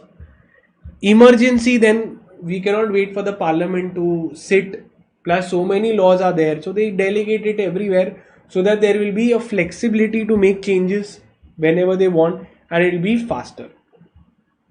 Now, kind of delegated legislation, very simple, very simple. Executive legislation. So when you see SEBI, okay, security, you have done stock markets, SEBI will make laws, SEBI will make circulars. They are the executing authority, mean there are officers, SEBI officers, GST officers. So they execute the law, they implement the law, they arrest, they also can make certain laws. When an executive authority who's like officers are making the law, that is called as executive legislation, like SEBI. Judicial legislation. So even courts can make certain Keshwanand Bharti case, or maybe we can say the Vishaka versus state of Rajasthan. They also made certain laws or certain rules, that is called as judicial legislation. So when the law is made by executive, it is called as executive legislation. When the court makes a law or some principle, that is called as judicial legislation. When the municipal authority, the BMC, makes some bylaws, etc., that's a municipal legislation. Autonomous legislation is when autonomous authorities like the universities, they make the law, that is called as autonomous bodies making the law. College making their own law for the students, that is autonomous legislation. Colonial legislation was in UK, when there are many colonies. So for them, when they make the law, that is called as colonial legislation. Okay. Now Article 13, extremely simple, very easy. Article 13 talks about law inconsistent with the fundamental rights. Now pay attention. Article 13 has subrule 1 and subrule 2. Sir, what is it? Let's see. So Article 13 subrule 1 is talking about laws before the Constitution. Article 13.2 is talking laws after the Constitution. So any law which is made before the Constitution, okay, called as pre-constitutional law. Okay. So if Constitution is here, laws before the Constitution is pre-constitutional law. If they are against the Constitution, they will be void. Simple. So pre-constitutional law which is against Constitution, so this is before Constitution was passed.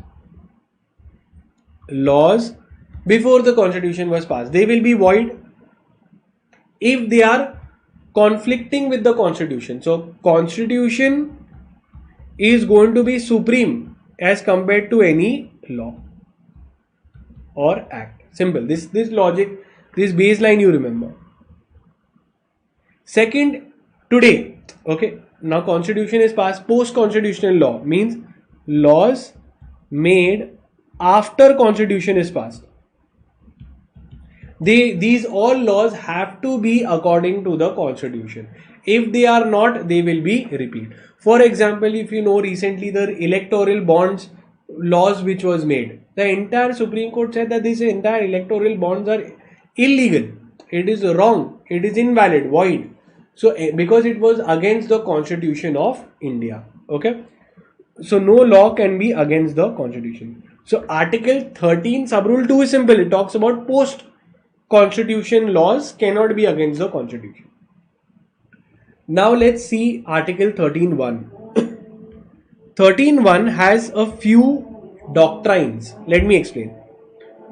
They have written that any law which was passed before the constitution will be void to the extent. Now, what is the line we are going to see? To the extent means only that much part of the law which is inconsistent with the constitution will be invalid. So from here we have two doctrines made. One is doctrine of severability and doctrine of eclipse. So from Article 13, two things we'll be seeing, doctrine of severability and doctrine of eclipse. Let's see. First, let's understand doctrine of severability. Very, very, very simple. Severe means to cut. Severability means what? To cut. What do you want to cut? So very simple. Any pre-constitutional law, okay? If any pre-constitutional law, any law which is made before the constitution, if it has a valid portion and it has invalid portion. So simply you will cut the invalid portion and the remaining part of the law will be held valid. So if you have something which has an invalid part, you will cut the invalid part and the balance part will remain valid.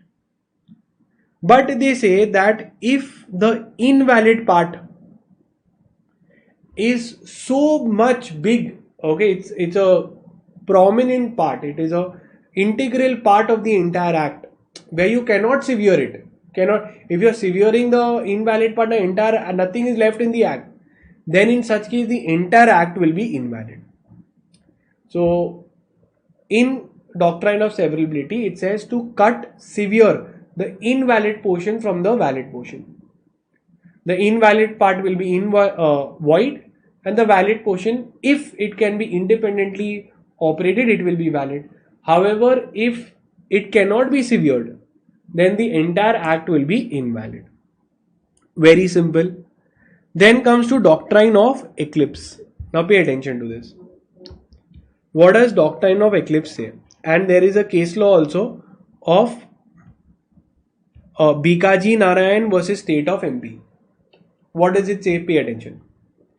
That again I told you from Article 13.1 we have doctrine of severability that cut the invalid part.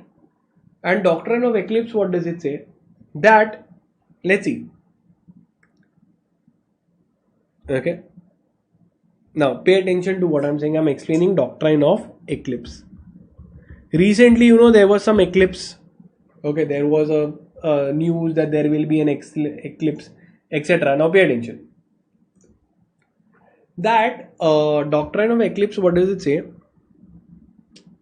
That when a pre-constitutional law which is against the constitution, that will be invalid.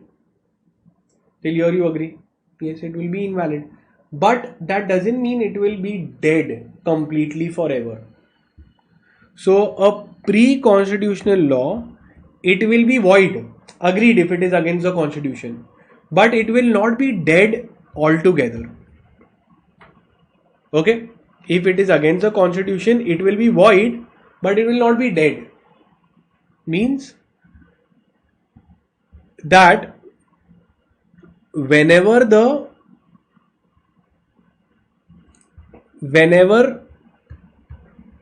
restriction of the constitution is removed, act will become valid again.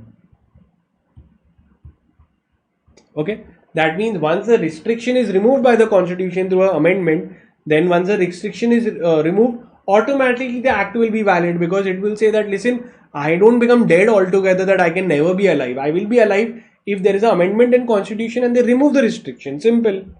So let's take a beautiful example they have given for this to explain, and there is a practical case also. In Bikaji Narayan versus State of MP. What happened is, in Bikaji Narayan, okay, versus State of MP. So in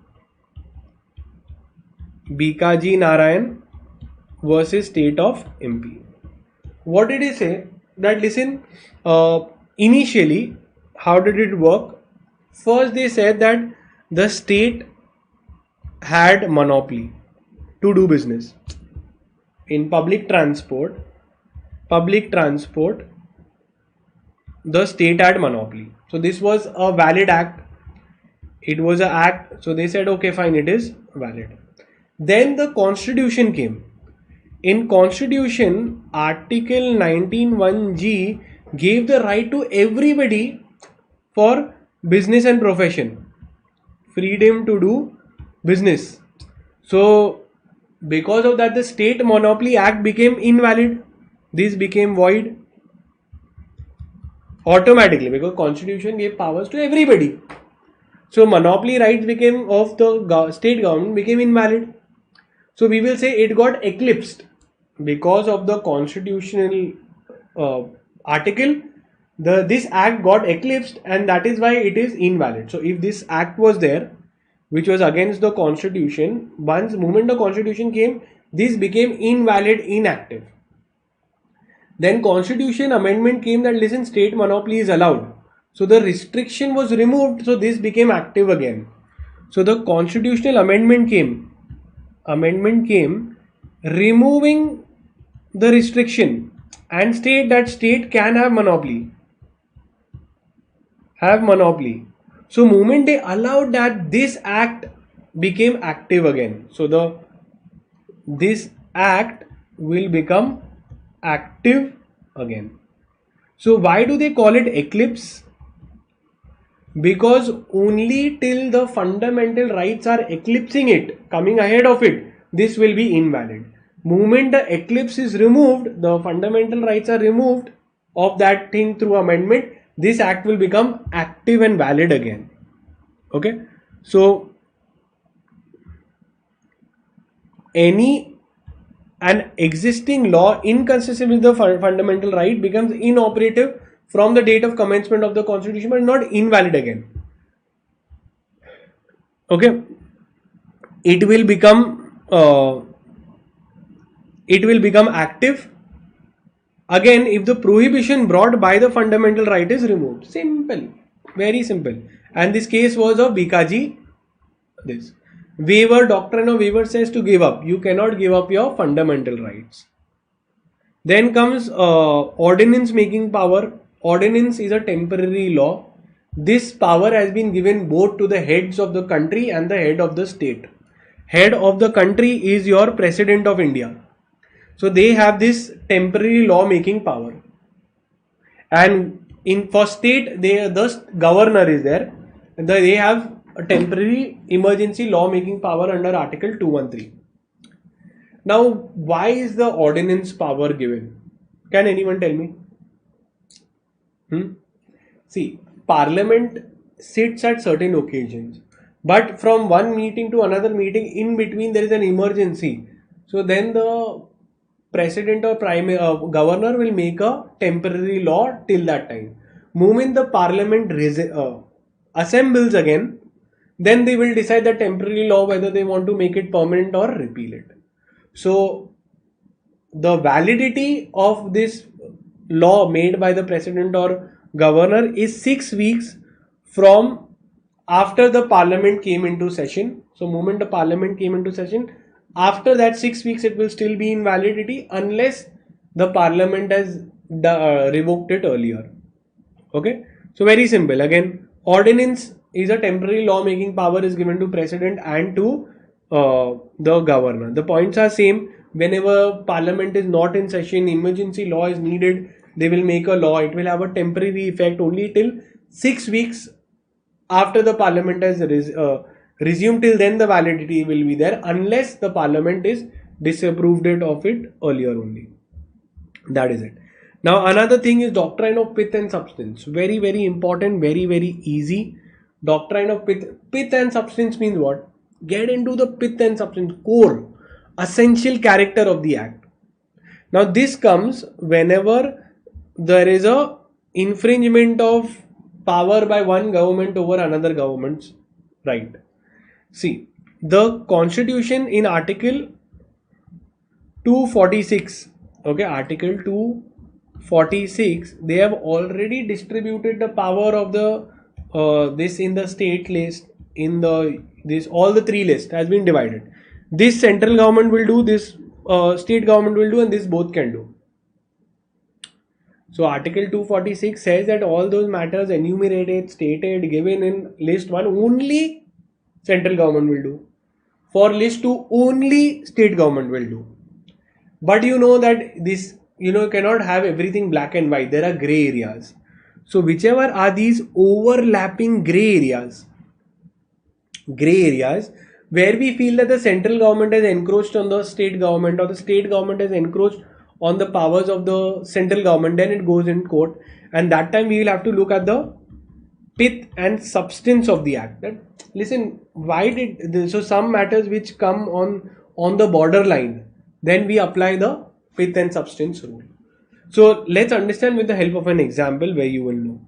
So there was a law made by the state government. There was a law made by the state government for loudspeakers. There was a law, state government made a law. Now what was the name of the law? Okay, this was the case of G. Chawla versus state of Rajasthan. Make a note, I am explaining the case. In that it was said that in list number 2, the they asked the state government, and listen, the state government made a law for loudspeakers. First line, the state government made a law on loudspeakers.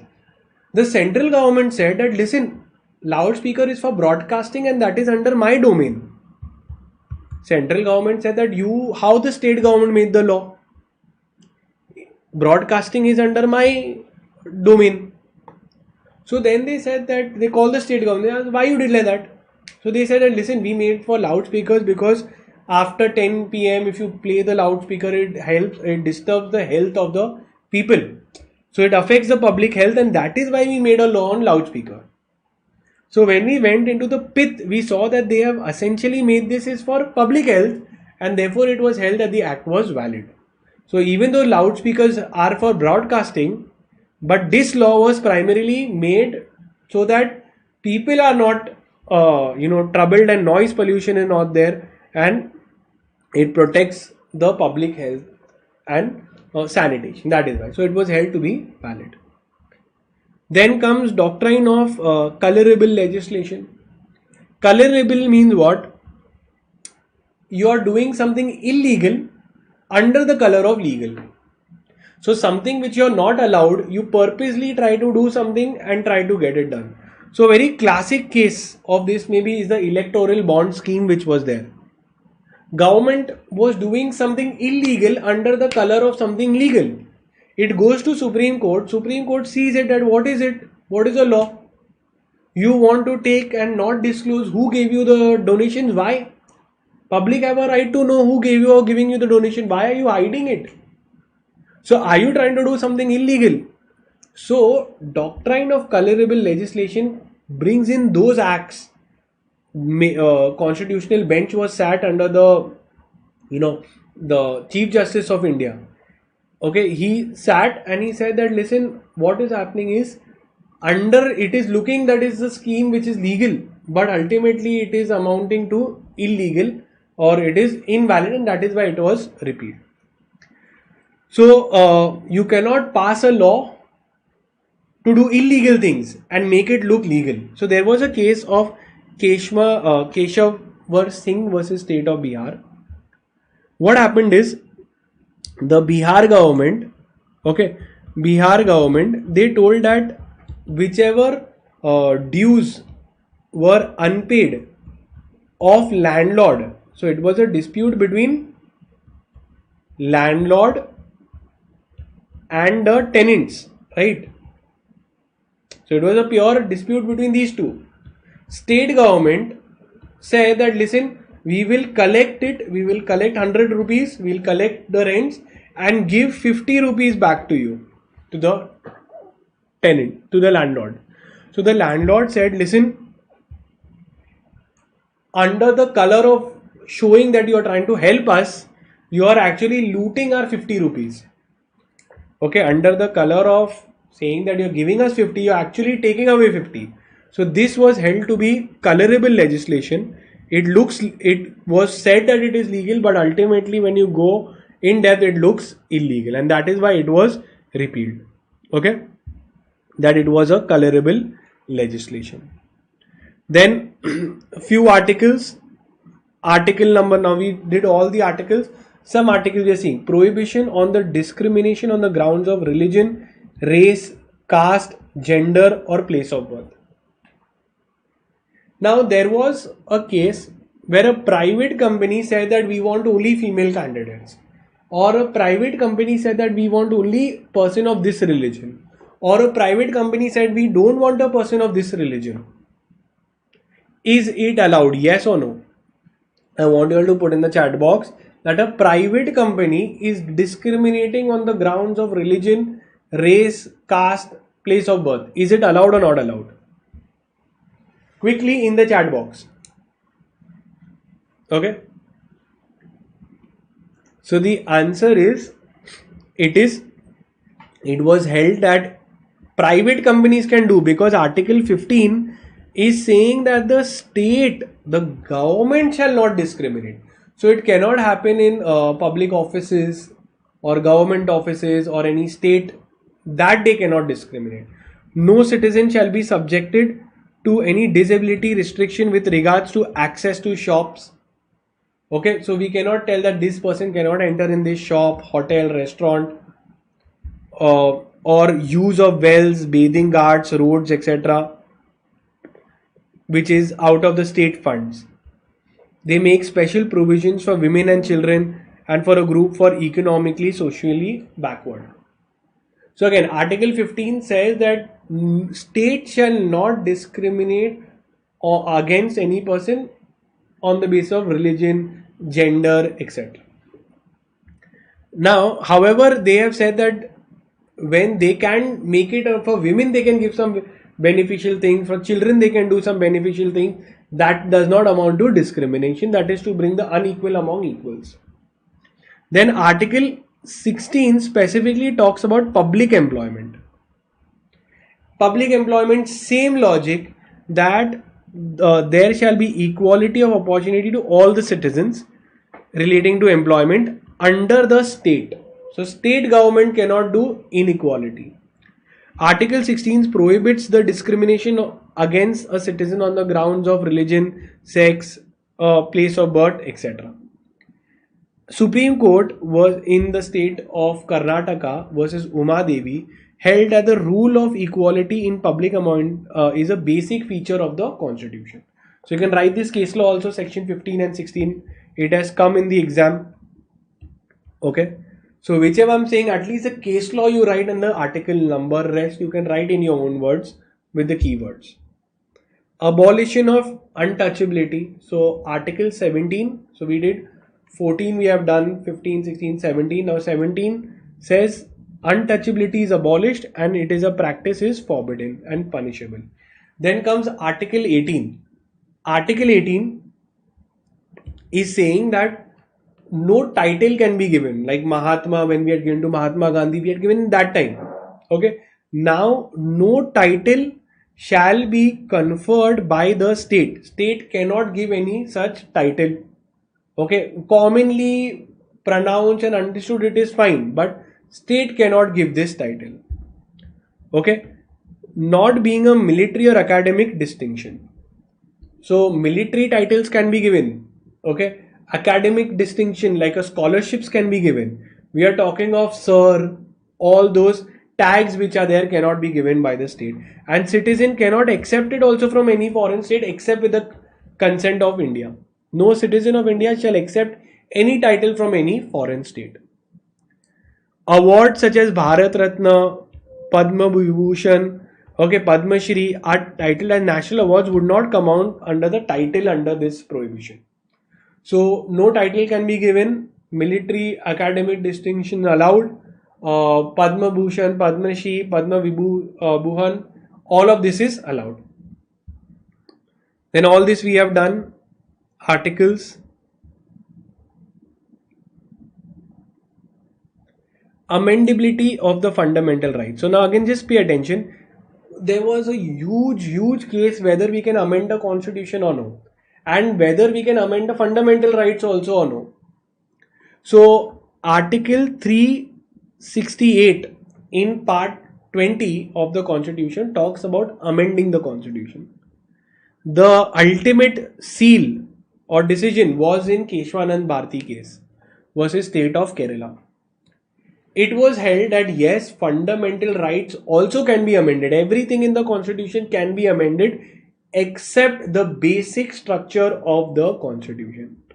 Okay, so the basic structure cannot be amended, rest everything can be amended in the constitution. It was held that no part of the constitution, including the fundamental rights, was beyond the amending power. So what, can you amend the constitution? Answer is yes. Can you amend the fundamental right? Answer is yes. However, basic structure cannot be amended.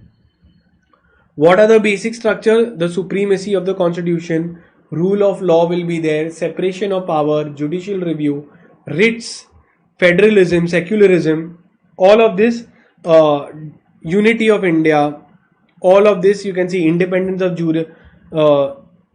judiciary, free and fair elections, all of this comes under the basic structure which says it cannot be amended. Clear? Then in judiciary we have the Supreme Court. Decision by the Supreme Court is binding on all the courts, and we have the High Court for each state, and then we have subordinate courts for each district level as well. Separation of powers, so the powers have been separated for under the Article 246, central government, state government, etc. Laws, how bills are passed, all of this is easy. All of this not important, we're almost done. Okay, now this is just one small little article, trade, commerce and intercourse in India. Now Article 301, it says that we can do from one state to another also, we can do business. Okay, so you cannot say that you are from Maharashtra, you do only Maharashtra, I am from Tamil Nadu, I'll do business only in Tamil Nadu. Cross states business also can be done. So trade, commerce and intercourse can be done throughout the country. However, they said two things, that illegal trade is not allowed, illegal products you cannot trade, illegal drugs cannot be done, one, and second they said that if you are putting octroi taxes will not amount to any violation. So entry tax that they put, that if you entered, this was a case Tamil Nadu versus this, the Karnataka, they said that if we are levying toll tax, that is allowed, it is not treated as you are affecting the free trade under Article 301. Clear? And that is it. We've covered the entire constitution. Not a single question can come outside from what we have done, and we've covered all the past exam questions as well. Okay, so 115 marker chapter, I understand this took a lot of time, but we've covered a 15 marker chapter, so done and dusted. Now we will start with another easy light topic, try to finish more stuff. We'll do RTI Act. Okay. Now we will start with Right to Information Technology Act, and we'll try to cover it as well. Okay. So we'll take a short break. Okay, till now, if you have not liked the video, please go ahead and like it. Okay, this was a one stretch lecture that we have taken. You can go ahead and like it. One. And second, also if you can share it in your WhatsApp and Telegram groups. All these lectures are for both old and new syllabus students. Okay. So all of you all can sit. Now I will start with Right to Information Technology Act. We'll take a lunch 15-minute break. 15 minutes and we will be back. Okay, till here I have covered one chapter. Your job is whatever chapters I have covered now, like in today's marathon, before going to sleep you cover it. That's your job. Okay. Now I'm just reading up your comments. Have you understood till here? Lunch break, yes, lunch break. Thank you for being there.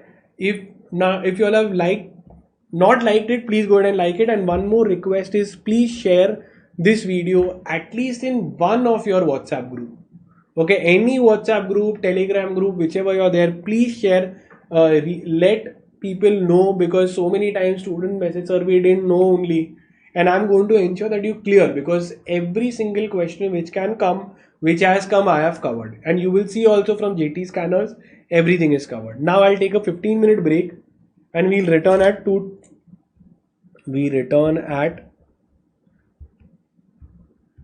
2:15 p.m. we resume. Okay, so I'll see you all back. Now I'll take smaller chapters which will go faster. This was the biggest chapter.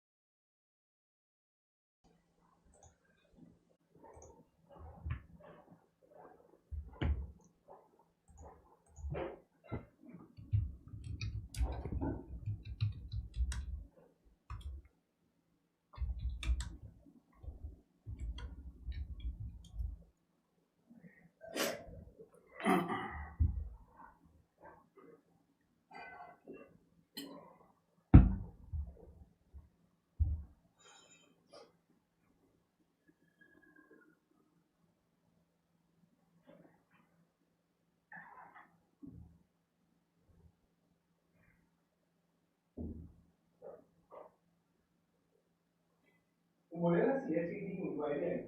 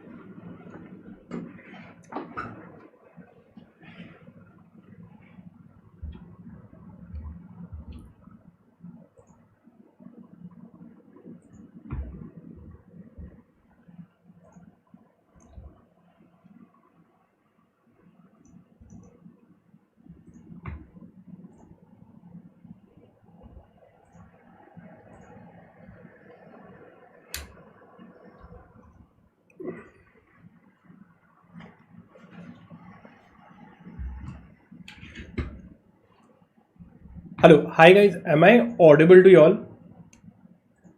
Hi guys, am I audible? I need you all to put in the chat box.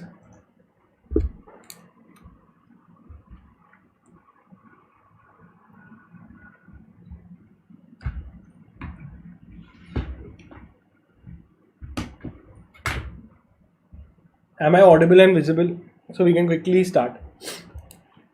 Again, you will have to take a book, pen and keep it ready because in a short time we'll finish this entire chapter.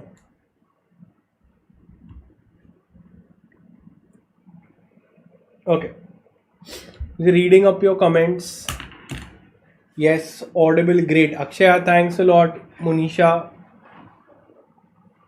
Okay. Soumya, Sindhu, Vaishnavi, Sriniti, Shiva, Manikwel. Okay, great. Great. Okay. So just something is missing. Something is missing. What is missing? A smile. Okay. So let's begin with your Right to Information Act. Now this Right to Information Act comes for around 5 marks for sure in your exams. Okay. So let's start and complete it. Now it is for old and new syllabus students both. So not to worry, this entire marathon both can watch old and new syllabus students. Now the Right to Information Act is in the year 2005. Now what does it talk about? It talks that public like you and me, or I could more correctly use the word citizens, have a right to know, have a RTI, right to information, okay, of how government is functioning and records. So government has a right to know that, the citizens have a right to know how the government is functioning, where they have spent, from where they have got the money and so on. So the RTI Act, what does it do? It facilitates, it gives the right to access the records by the government bodies. Every citizen has a right to know how the government is functioning, so that it encourages transparency and accountability. Transparency means we will come to know, okay, fine, here it is there, or they have done a scam, etc. And accountability means what? If we come to know, we will ask questions to the right persons, so the officials will also be on their toes continuously. Okay, so when did this act come into force? On October 12th, 2005. This is a small introduction. Now coming to one important part which is called as right to know. And they connect it with two important articles of the Constitution. Article 19(1)(a) and Article 21. And Article 21. Let's see, Article 19(1)(a) talks about freedom of speech and expression, and 21 is talking about life. How is it even connected with RTI? So how do we connect this with right to information? So they said that, listen, if your speech and expression, you will only be able to speak once you know. Okay, so knowledge is important, information is important to speak up. One. Second is, when you speak up, you will be able to participate in democracy. You will be able to participate in the functioning of the government, etc., in helping your country, etc. So it is a part of life as well. So this was held in the case laws. You will have to highlight RP versus Indian Express. It was held that Supreme Court led that into Article 21 for the right to know. Okay, it's a right to life, includes a right to have information, and it helps you to participate in democracy, called as participatory democracy. Only when I will know, I will be able to speak up and participate. Article 21 confers a right on the person to include the right to receive knowledge. A person cannot speak unless he knows. All citizens have a right to speech and expression. So again, thus a citizen has a right to receive information and the right is derived from the concept of freedom of speech and expression. So RTI, the right to information, is derived from Article 19(1)(a), because only when you will know, then only you will be able to speak. So first comes knowledge, then comes your speech. Okay, very simple. Now let's move ahead. Next is objective of the act. What do you think is the object of the act? Again, I think we've already done, but we'll put in a case law. Okay, what is a case law? Write it down. Anjali Bharadwaj versus Union of India. So whenever a question comes on RTI, you will quote Anjali Bharadwaj versus Union of India, because it's the object of the act. The object of the act is to give information to citizens and encourage good governance. It reveals 4 objectives: transparency, inform citizens, accountability, and reduction in corruption.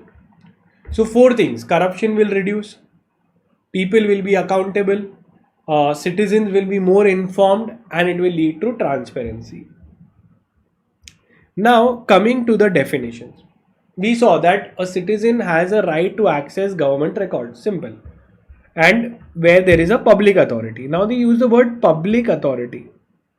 Without reading the definition, can you tell me what is a public authority? So public authority means something which must be constituted, established by the government, central or state, by any legislature. Okay, that is it, or by the constitution. Finish. Second, and includes any agency, any NGO which is funded or controlled by the government. Record. Now we have a right to access government record. What do you mean by record? Record means any document, any floppy, any information, any any hard copy, soft copy, digital copy, everything, any document, any microfilm, any reproduction of any image. Sometimes all real estate they have images. All of that we can retrieve. Now when we say information, we can get information. Now information means what? Does information only mean physical records or even on digital? Obviously physical and digital records both we can access. Second, okay, information could be in any form. Basically they're saying any material in any form, whether be electronic, samples, records, emails, opinions, records, documents, all can be accessed in information. Now right to information. How do you define the right to information? So this is an important definition, Article 2J, J for Jahangir. Okay. Now, right to information. So means the right to information accessible. So what does right to information mean? Means which information we are talking about? Information held by the government. So right to information means right to information which is held by public authority. That is it. Right to information means you cannot come to know about personal information. Information accessible or in control of the public authority. Simple. And it could be by taking note, inspecting their work, taking samples, copies, flips, cassettes, etc. Okay. Now coming to obligations. Now very interesting. I'll tell you how the entire particular RTI works. I will also show you. We have also filed RTI. I have also taken videos on how to file RTI. In this I will show you in this lecture. In short time I will also show you how to file RTI. First let's read the obligation and I will see whether we will do, you and me both will sit and do an inspection whether a government authority has done this obligation or not. Section 4 of the RTI Act talks about obligation of the public authority. Police, any government department, they have certain obligation. What obligation? They have to maintain all records. So if they are accessing information, they have to maintain records. 1. they have to publish within 120 days from the enactment of this act. So this was already done. Details of duties, the power and duties of the officers, decision making, how it will be done, the entire hierarchy, manuals, rules, regulations, everything. So moment the act has come, they had told that within 120 days of the passing of the act, tell us all the details. What is the structure, rules, regulation, bylaws, which authority will be there, okay, who will give the information, name, directory of the employees, etc. And they should have it at all time. Details of the information officer, which officer is going to give information, etc. Now we will check it. Okay, now pay attention to what I'm going to say. Section 4b that from 120 days from the act, everyone has to have all the details have to be published. Now section 5 talks about designation of an officer who will be appointed to give the information. So let me explain how it works. Here you have a citizen, okay, citizen of India. This is you and me. We are here. There is a government office. Now the citizen is going to the government office to gain the information they are not giving.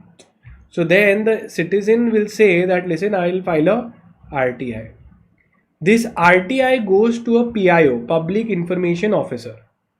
The RTI is shot to the PIO, and the PIO will ask the government office that, listen, give me the information. Then the PIO will take the information from here and then he will give it to back to the citizen. So if the government office is not directly giving, then we file an RTI, and RTI is always filed to the officer, Public Information Officer, designated for the office. So let's read. Every public authority, okay, every public office like a bank, public bank, etc., will at all administrative units will have to appoint a designator PIO, and at subdivisional level they will also have assistant PIO. Simple. Now let's do a check, okay, whether it is there or no. So if I see, let's take this example. Can you see this is India Post? Can you see the India Post website? Yes. Okay. Now let's see. From here we are trying to look at this Public Post website, and I'll have to find on RTI, basically how to file RTI here. So let's see, I'll go Control F, okay, and then I will do right to information. Now see, on the website only they have a tab of RTI. I click there, and in that either RTI act, this for India Post, this will open up. For anything you can try like this, and I need the list of the PIOs.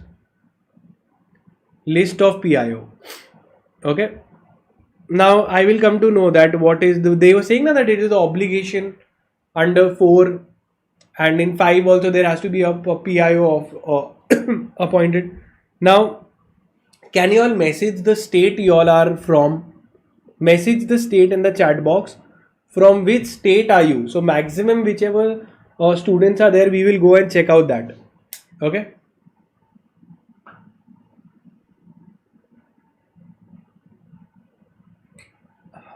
Clear? Now you tell me, just put in which state are you from. Okay. Kerala, Akshaya, Monisha, Tamil Nadu. Let's see. All of you all please put in which state you are there. Whichever the maximum students are there, we will go and see which are the PIOs in that particular thing. So I'm teaching you the practical part also. Kerala, Sri Lakshmi is from Kerala. Geeta is from Tamil Nadu. Okay. Vaishnavi, Telangana. Mariam, Kerala. Great. And Shubh, you are from Maharashtra. Sujana, Tamil Nadu. Okay.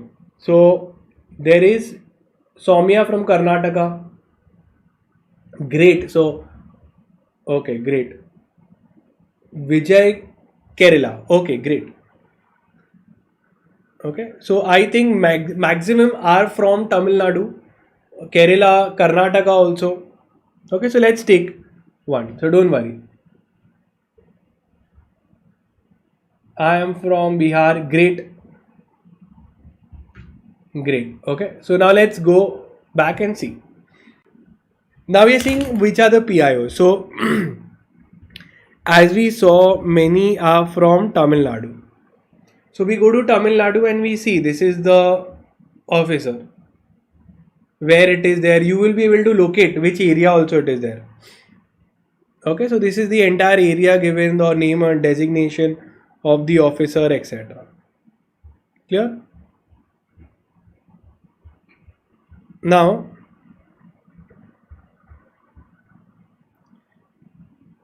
and this is Kerala. Okay, so like this, you will be able to see the PIO. Just go on any government website and put RTI, you will be able to see. Now I'll show you for this also, MCA portal, your Ministry of Corporate Affairs also. Okay, we'll try to figure that out also here. Now, if you know, if anyone have used, this is the M3 portal, V3 portal. Okay, here you get. So let's see for RTI. Okay, right here, RTI. Now, can you see this RTI online? So let's click on that and they'll take us to RTI. Then in the RTI, we have to submit a request to get the information, all of this. Then you have to lie here that you've read everything which is given up. Okay, just this that yeah, I've read all the. Now pay attention. This is the RTI online website. From here, you have to see which public authority which you are doing. If you are in which department of the government you're looking at. Okay, even ICSI and ICAI also come here only.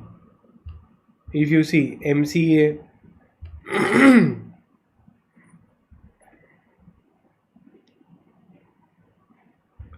Now, Ministry of Corporate Affairs.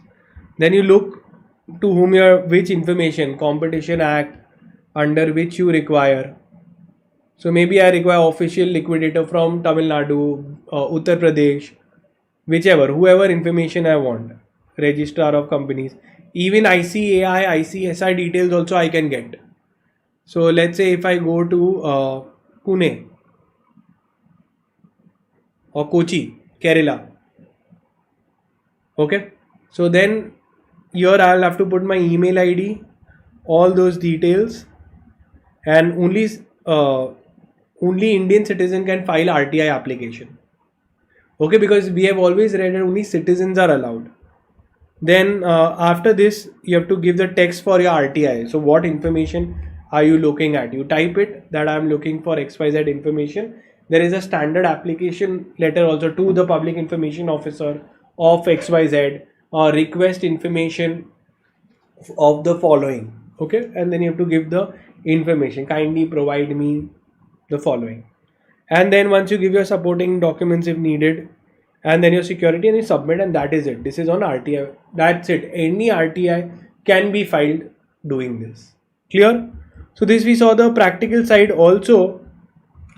There and the application is made to PIO. Now coming to this other thing, request for information. So under section 6 and 7, so we have file an application under section 6 that an application is given to PIO. The PIO has to revert to you within 30 days. Within 30 days you will get a reversal. But if you give it to assistant PIO, then you will get 35 days. Assistant PIO will revert in 35 days. If it is an emergency, okay, public life and interest is involved, some person is in medical emergency, you need information of medical records, then within 48 hours the reply will come. So you have to mention that there is some very big urgency is there, so within 48 hours also they can reply. If within 30 days you didn't, if within a timeline you don't get the reply, means it has been refused, you will have to go in appeal. Sir, how to go in appeal? Can you see this submit first appeal? So normally when your appeal is your basic application is not given, then you go and file an appeal. So then you give your RTI request number, okay, registration, and then you will go in appeal. So on filing the RTI, you'll get a number that you can put it and you can go in appeal as well. If there is a third party interest involved, then 40 days. For example, I am asking details of someone else, a third party. So in that case, 40 days it will be rewarded. Clear till here? Yes. Okay. Next, duties of the PIO. What is the duties of the Public Information Officer? Very simple. Duties are, if all the duties of timeline, so these are nothing but duties only. If you read, this is nothing but duty of PIO to reply within the specified time. And one line they will give you that if I give it to the wrong PIO, okay, then within 5 days he will have to transfer to the right PIO. So where the information requested is held is subject matter of another public authority, the PIO shall transfer within 5 days the request to another public authority. Clear? Now, whenever the PIO is rejecting a particular request, he will have to give reasons for rejection.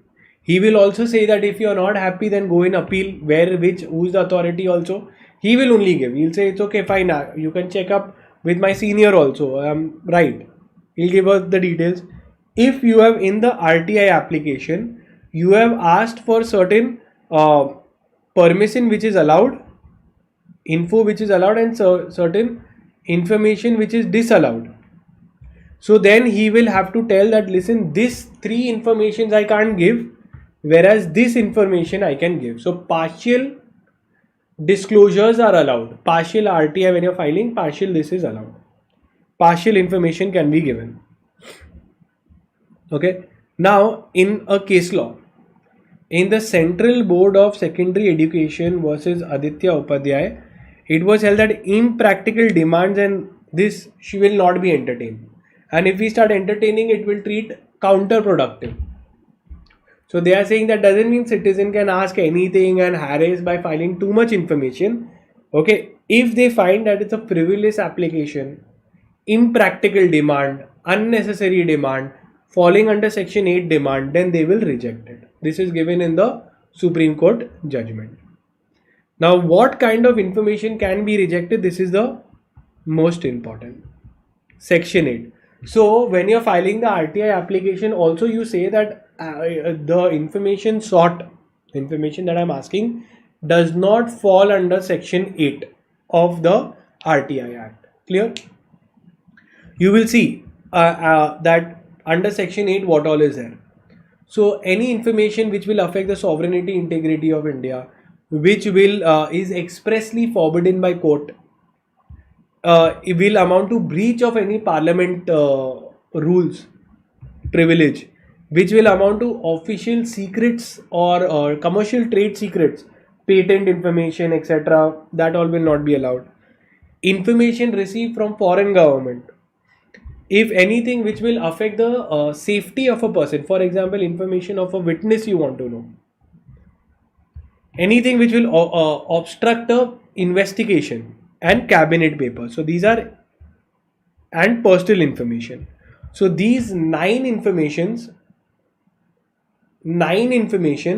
is not given. Okay, Section 8 is the most important. These information are exempt from disclosure.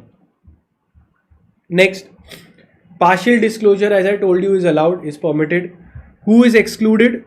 So information from intelligence agencies you cannot ask, like RAW, okay, Directorate of Revenue Intelligence, CBI, Directorate of Enforcement, Narcotics, Aviation, Crime Branch, CID. All these agencies are security agencies, intellectual agencies, intelligence agencies. These information cannot be asked from them. However, information about corruption and human right violation can be asked. Okay, if there is a corruption, then you can ask information about it. Now, coming to information commissions. Okay, information commission. Now, very simple. If the PIO is there, public information officer is there, he is not giving the information, not giving info, then where you will go? Can you all tell me? See, you filed an RTI, but the public information officer is only, with the department, he is not giving the information. Where you will go? Appeal is made to whom? Can you put in the chat box? Appeal is made to whom? Appeal is made to the Information Commission. Concept clear? So appeal from PIO is made to Information Commission. Now Information Commission is at the state government level also, state level also, and at the central level also. At central level, the president will appoint and decide everything. Here the governor will do. Okay, so we will see the details about Central and State Information Commission. They look into complaints of against PIO. Central will obviously be made by central government. Same concept, one chief officer will be there and 10 information other his Information Commission of, they are appointed by the President of India. Salary and everything decided by President of India. Oath will also be taken in front of President of India. He will have persons of eminence of law, science, technology, social service, management, mass media, and obviously he cannot be connected to any political party. Okay, political party he cannot be connected, nor shall he hold any information or profit with any political party. Simple. Term of the office, now again this is same. For how long will these officers be there? For a term of 5 years, and maximum age they can attain is 65 years. Okay, next is this is for information officers, 65 years and shall not be appointed reappointment. They will take a oath, as I told you, administer a oath before the President of India. If they want to resign also, they will have to resign to President. Appointing agency will only accept your resignation. Simple. Done. Now similarly same points are there for state information. Only thing is they are constituted by state government. Okay, they will have a state chief information commission and 10 information commissioners, and they are appointed by governor. They will take oath in front of governor, they will resign in front of governor. Same line here also, if you see 5 years they are not eligible for reappointment, and 65 years they can attain maximum. Simple. So state government will specify other details. Now coming to powers of Information Commission. Now as I told you, what is the purpose of Information Commission? You will see they will receive complaints from any person that information was refused, no response was given, fees is too high, not able to receive the information given was misleading, incomplete, etc. Now coming to appellate authorities, very important, very important. Now what does it talk about? Pay attention. If you want to go in appeal, so first, if you are given an application to assistant PIO, you will go in appeal to senior PIO, and from PIO you will go in appeal to Information Commission. Simple. So first appeal is to a officer senior in rank to PIO within 30 days, and second appeal is to the commission within 90 days from the decision of the first appellate authority. So here it will be 30 days and here it will be 90 days. Please make a note.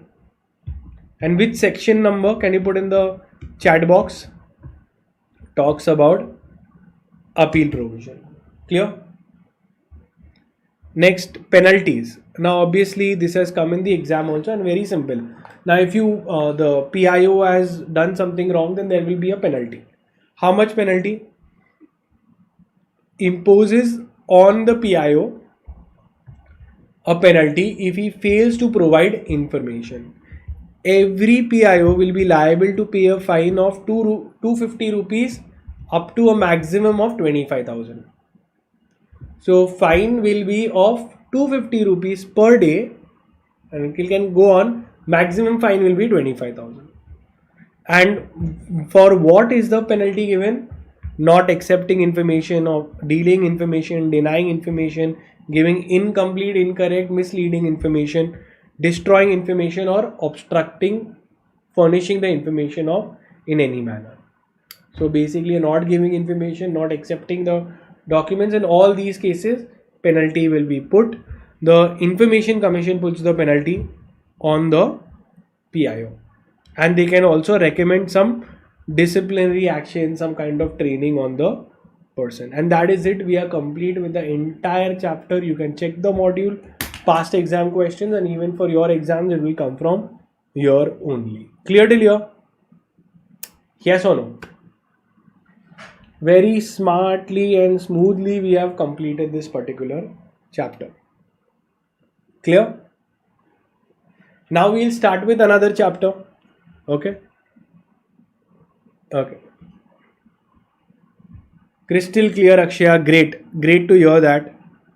Now we'll go to another chapter. Let's say, how about Limitation Act? Okay. So we take, it's a 8-marker chapter. I would want to complete this also and finish it off. Okay. Pakka, great. Sneha, great. Okay. So now we'll finish. The next chapter that we're going to do is your Limitation Act. Okay, for both old and new syllabus we will be covering. Let's see. Have you all studied this chapter before? Yes or no? When I cover the chapter, I'll be covering everything. Okay, so now the chapter that we'll take is your Limitation Act. Okay, just get your book and pen ready. Revise the chapter. We'll just start in 5 minutes. We'll start in 5 minutes. You can revise this chapter till then. Clear? This is there, right, for you all?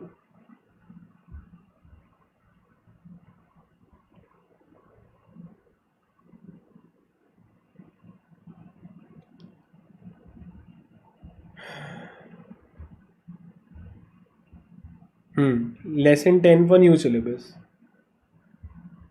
Okay, so we start in 5 minutes. We will start and finish off the entire chapter.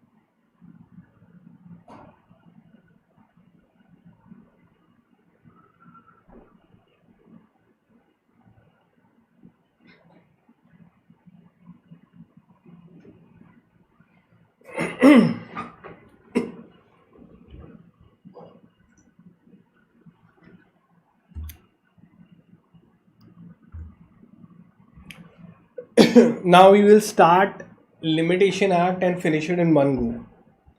I am super excited. Are you super excited? Yes or no?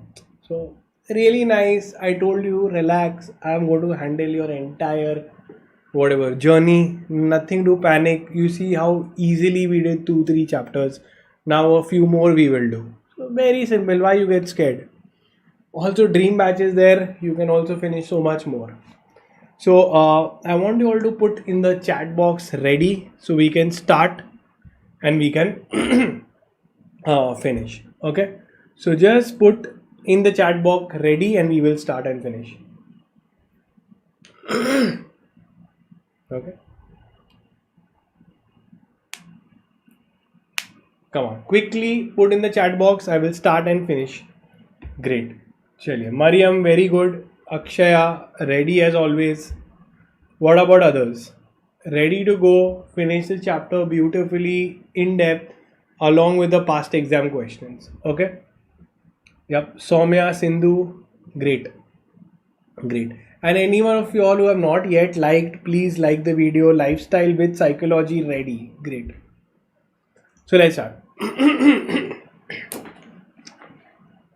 Hi, so we start with the Limitation Act 1963. Now, what is the Limitation Act? Every act has a limit, time limit. So, limitation actually talks about a time limit before which we have to approach the court. Time limit to go to court. So today, if there is a wrong on you, you cannot go after 15 years to court and trouble the court that listen, 10 years back this happened to me, give me remedy. Court gives, so this act, there will be a schedule that they will say for breach of contract within 3 years you have to go. For violation on immovable property, this much time you have to go to court. Consumer matter, 2 years in court, within 2 years you have to go to court. If you don't go, no remedy will be given by court. Now, time limit within which a matter should be filed in court. Such a beautiful, easy little meaning. Okay. Now, within this time limit, I have to file SAA. SAA? SAA? What is SAA? So, a suit, an appeal, an application.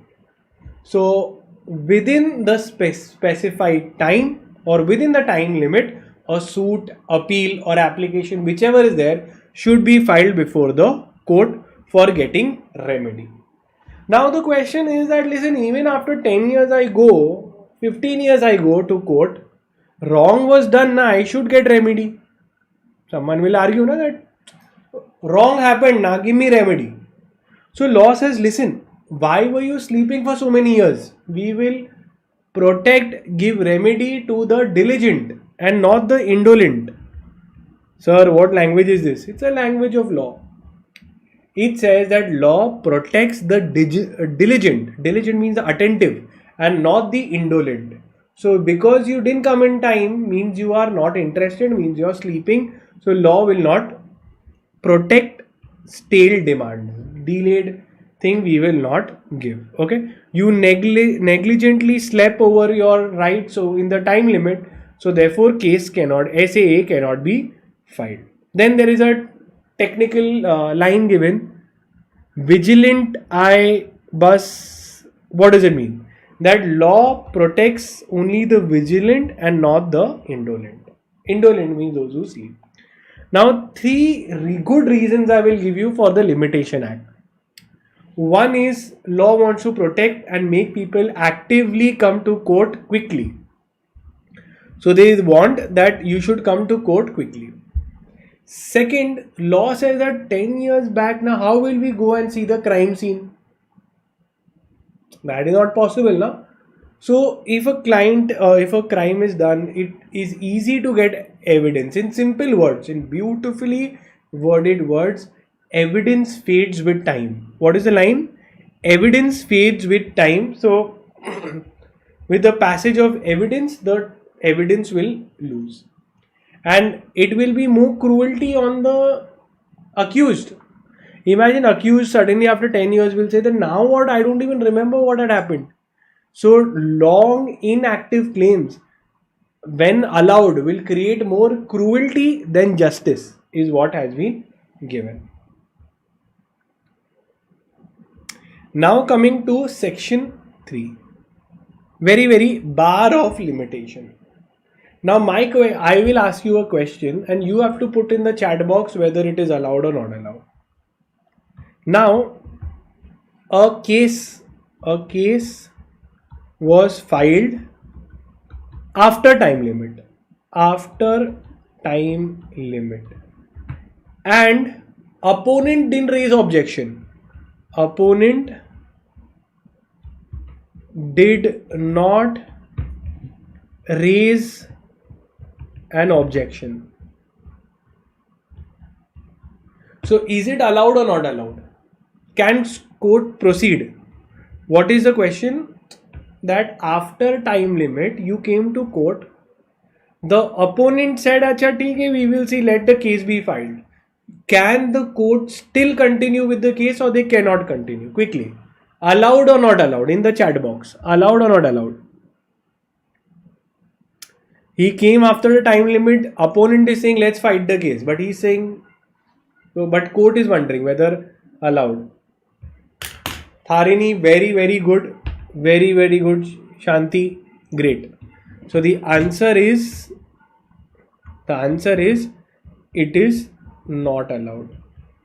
Why? Why is my question? Because section 3 has put a bar on limitation. Bar means prohibition. Bar means a prohibition of Limitation Act, that the court shall not proceed. It's a bar on the court only, that the court shall not proceed whether objection taken or not taken. So if any SAA has been filed beyond the time limit, the court shall not proceed with the suit. Now this, even if the court has no objection is raised, still the court cannot take up the matter, because section 3 has barred the court only from taking the matter. Very simple, very easy. But there is a beautiful line which I will ask you and explain with the help of a case law, that the court only bars the remedy, it does not extinguish the right. Court only bars the remedy but does not extinguish the right. What does this mean? That court will tell that, listen, I will not help you. Court will tell that we will remedy from court you will not get, but you always have a right. Out of court settlement can be done. So court cannot say that remedy, we will bar the remedy from court, but your right always remains. So your right, you can exercise it outside court. So what happened in this case, in one case, that it was outside the time limit. So there was a debt barred by limitation. They call these words recovery of a debt time barred. So it was a debt barred by limitation. Now pay attention to this example. I had given money to someone, and for whatever reason I didn't go to the court within the time limit. Now I know the law that section 3 has barred the court from taking up the matter, but they have not extinguished my right. So I went to the person and I told him that, please, you give me my money back. He gave me the money back. So I recovered it outside court because I had a right. Now pay attention. That person later realized that even if I had not given, he couldn't do anything against me. So he files a case in court that listen, it was a time barred debt and I repaid, please recover and give me. So court will say, listen, that guy had a right. The person had a right. We did not give, but he got remedy on his own. So this is the entire meaning, that recovery of a time barred debt, the right to claim is not extinguished. His right to get the money is recovered. If the debtor, borrower, without being aware of the time bar of time, pays the debt, he cannot later sue the creditor for refund of the money. Understood? So it's a beautiful example that if I have given the money which was time barred, then I cannot go to court and tell him that give me my money back. I was not required to give only, because the right was there. Remedy was not given by court. Remedy I only created. Clear? So this is the case law also that you can write. Bombay Dyeing Company versus State of Bombay. Then again, very simple thing. If let's say the time limit is 3 years and on the last day it is a holiday, so then the time limit will end on the next day, on the working day, basically, when the court opens. So if a court is closed on the last day of limitation, the SAA cannot be filed on can be filed on the next day when the court reopens. Now another thing, doctrine of sufficient cause. In almost all the places, whenever you read in appeal or when you have to go to court, they always say that if the court is satisfied, they can give an extension of time. Remember? Normally they say 30 days you have to go in appeal, but if for whatever reason, so that is called as doctrine of sufficient cause. If beyond reasonable cause, okay, beyond human beyond the powers, the person could, for any reason beyond the act of man, he could not go and file a case, and court can give extension of time. So they can pardon the delay for sufficient cases and genuine cases. So the extension of time period is allowed in genuine cases. This is called as doctrine of sufficient cause. It provides that any SAA, suit, appeal or application may be allowed after the time period, provided there is a sufficient cause, and this is a discretionary remedy of court. If court wants, they can give. If they can choose not to give also. Next is in Ramal versus Rewa coal fields. It was held that once the period of limitation expires, once it has expired, the appellant has to explain the delay made there for every day, that why the delay was there for filing the case. Now some of the cases where court has allowed the delay, there has to be some reason. So in the following cases, court has allowed or extended the time when maybe High Court had misled the application, High Court had given wrong opinion, because of which the applicant wasted the time, the lawyer misguided the client, wrong advice, imprisonment or serious illness. The person was imprisoned, because of which he could not file the case. He had some sickness, he could not come. Time taken to obtain the certified copy. So normally how much ever time is there for obtaining the copy, order copy of the court, that much time is allowed. For example, lower court passed the decision and I have to go in appeal, but I cannot go in appeal till the lower court gives me a certified copy of the judgment. So that much time can be allowed. Illness of a close relative, parents, etc. has been allowed. Now what is sufficient is a purely individualistic test. For every matter you will have to check. Now, legal disability, very interesting, very good point. Section 6 says that if when the default occurred, the person is in a legal disability, then the time limit will only start when the legal disability ceases to exist. Sir, means what? Means, let's say the person was in coma, Mr. XYZ, let's say Mr. A, now I'm explaining, Mr. A. Okay, he was in coma. And during that time there was a default of his debt, or there was a check bounce case. Now obviously he's in coma, he can't go na, so there is no use starting his time here. We cannot start from the date of default, right? Can we start his time from the date of default? No, he is under legal disability. This legal disability could also be that he is either ill, anything whichever law considers as a disability. Even age, he might be of minor age. So the legal disability will be there. So the time limit will start when the legal disability ceases to exist. So let's say from here he became fine, then the time limit will start. Common sense, that how much, if on the date of default you were in a legal disability, so the time will start when the legal disability ceases to exist. If the legal disability continues up till death, then till the legal heir is appointed, then the time limit will start. If there are joint property and both are in legal disability, and any one comes out of legal disability, then the time limit will start for both of them if he could have represented both.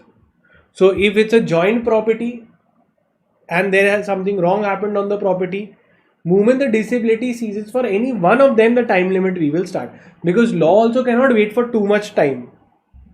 Okay, so this is what it has given. Disability, if a person is affected by multiple disability, let's say he was in coma and he's of minor also. So in this case, both the legal disabilities has to, when he has two or more disabilities, he may file a case when all the disabilities have ceased. Very simple. Next, section 7, I told you several persons, then any one of them out. Then the period of limitation of all the plaintiffs will start from cessation of legal disability of any one of the plaintiffs, provided he could represent everyone. Now this is a very interesting point. Continuous running of time. Mark it as important. It has come in the exam hall also. Now continuous running of time. What it says, pay attention. Once the period of limitation starts, I want you to write it down with me so you will understand. Once the period of limitation starts, no subsequent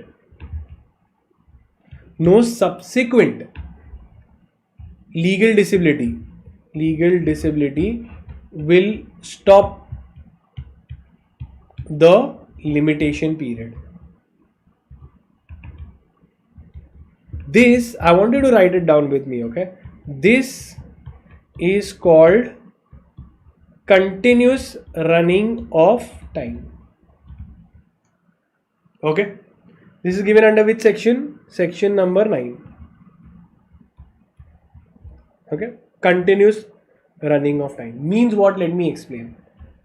Let's say a person was absolutely fine, and here the default took place. So moment the default took place and he is also fine under no legal disability, so from this date only we will start time. Yes or no? From here only we will start the time. Now once the time starts, then it will not stop. Then let's say he got a legal disability here. Will the period of limitation stop? Answer is no, because once started, it will not stop. In earlier case, what happened? He was under legal disability at the time of default. So if on default he is in coma, then only we are extending the time. Okay. But once the time starts, then subsequent disability will not affect the running of time. Otherwise, everyone will say, I had fever, I had fallen sick. Even a short period it is there. Once it starts, then it doesn't end.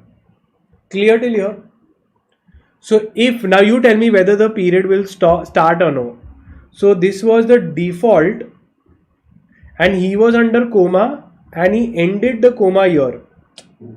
So will the period of limitation start from default? Answer is no. It will start year. Okay. So when we are extending or postponing the delay of the time of starting when the legal disability ceases. But once it starts, then it won't stop if there is a subsequent legal disability also. Now, so your coma ended year. So even if the default is year, we cannot start it because at the time of default, he was under legal disability. Now, once he is out, now again let's extend the example. Now he is properly fit and we will run the time. So time limit will start. Run time. Okay. Now we start the time. Now subsequently, year if he falls in coma again, it does not matter. Time will keep on going because once the time starts, then it doesn't stop. Okay. Now coming to continuous running of time, I have explained. Once a period of time has started, no subsequent or later on will stop the time. Thus, time runs when the person cause of action arose, that is default, when the person has right has been violated and he was in a position to file the case. So default happened and he was at the time of default in a position to file a case, so we will start the time. Subsequent disability doesn't matter. Once this is called as limitation period, once starting does not stop. Then there is one letter of administration of the creditor has been given to the debtor. So let's understand, there is a debtor who is like the borrower. Okay. And here we have the creditor who is the lender. Now let's say they are relatives. They are relatives and they are related to each other. Let's read. Where the letter of administration of the estate of the creditor. See, this guy has to pay EMI to this creditor. Now what happens, the creditor, let's say, was unaware or was sick. A creditor was the uncle. And this uncle's property, the Mr. A had to pay money to him. Now whatever uncle fell ill and the property of uncle and the uncle's property was administration. Letter of administration was given to Mr. A. So uncle's property was handled by Mr. A for time period. Now let's say the default occurred, debtor stopped giving the money. So will we start the time? Now we will not start the time because right now who is handling his property? The debtor. So the debtor will not file a case on himself. Debtor is managing the property of the creditor. Debtor made a default. So the debtor will not file a case on himself. So we will not start the time. The time will be suspended till the letter of administration is removed from the debtor's hand. Because it will be wrong now on the creditor that my property is handled by him and this guy only made a default. He only has to file a case. Will he file a case on himself? Answer is no. So again, what do they say that now this is such a rare case that is not even important. Okay, that the letter of administration of the creditor have been given to the debtor only. The running of the period of limitation for suit of recovery of debt shall be suspended while the administration continues. So once the debtor loses control over the creditor's property, then whoever comes or the creditor comes, he can file a case on the debtor. Simple. Now two sections. Now this one simple point is there. First let's finish this off. Exclusion of time in legal proceedings. Now all these times are to be excluded, which I told you to get the order copy, etc. Pay attention. In computing the period of limitation for a suit of SAA, the day from which the such period is to be reckoned, that is the day when the cause of action shall be excluded. So when we are saying we are starting the time limit, so the date of default will be excluded. It will start from the next day. So in computing the period of limitation, the day from which such period is reckoned is to be counted shall be excluded. That is the date. So if the default happened here, so time will start from next day. Okay. In computing the period of limitation for an appeal, the leave for appeal, etc., or this, the day on which the judgment copy was pronounced, the judgment complained of was pronounced, and the time requisite for obtaining the copy shall be excluded. Again, very simple. So if we are going in appeal, so the date when the decision was passed till the time you got a copy in your hand, that much time will be excluded.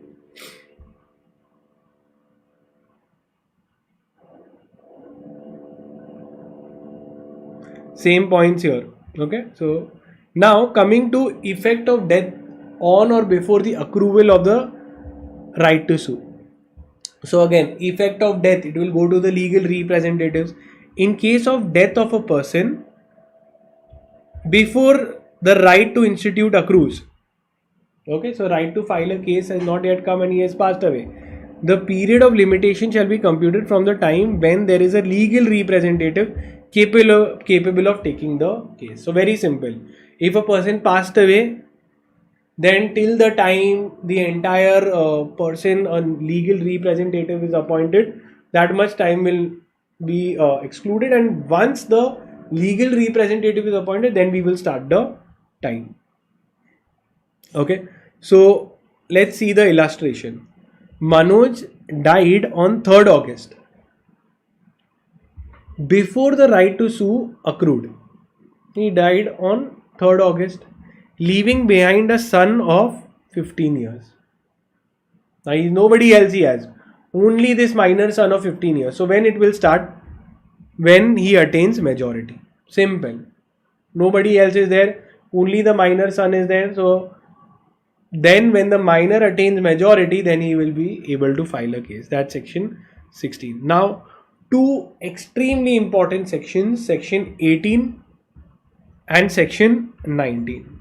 Both have the same logic, okay, on period of limitation. So there are two things: acknowledgement, okay, a written acknowledgement, and one more thing, part payment. Now pay attention. When a written acknowledgement is which section? Written acknowledgement is section 18 and part payment is 19. Section 18 and part payment is 19. Now imagine if you are at default, okay, you have not paid my money, I am the lender, you're the borrower. You didn't pay me money, so I'm saying I'll go and file a case on you, you have done a breach. But you give a written acknowledgement that listen, I will pay you, please don't go to court. One, or you give me some part payment, you say okay fine, keep this money. So in both these cases what happens? A fresh period of limitation will begin from here, So normally for breach I had 3 years. Moment you made an written acknowledgement, I get from that day more 3 years, or from part payment I get more 3 years. Why like this fresh period of limitation? Because a new evidence is created on that day. Okay, so when part payment is there, we know that okay fine, he is ready to pay, give him some time, fresh period of limitation will start. When he's given a written acknowledgement that I will pay you the money, so what happens? Evidence is there, he's given in writing, so a fresh period. So I will also not go to court because I know that my time period, I'm getting a new time period. Okay, fresh time period is starting from this date. So I'm also relaxed. Take your time, you've given a written, this gives some breather to the borrower. So simple, write this down or take a screenshot. On written acknowledgement or part payment, a fresh period of limitation will begin from such date. Okay, so effect, let's see, section 18, the effect of acknowledgement.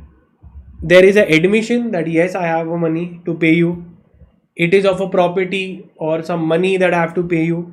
It must be before the expiry of the limitation period, and it must be in writing and signed. So before the limitation period expires, I give in writing acknowledging my debt, saying that I have to pay you and you have a right over this much money. If all the above conditions are fulfilled, then a fresh period of limitation shall be computed from the time when the acknowledgement was signed.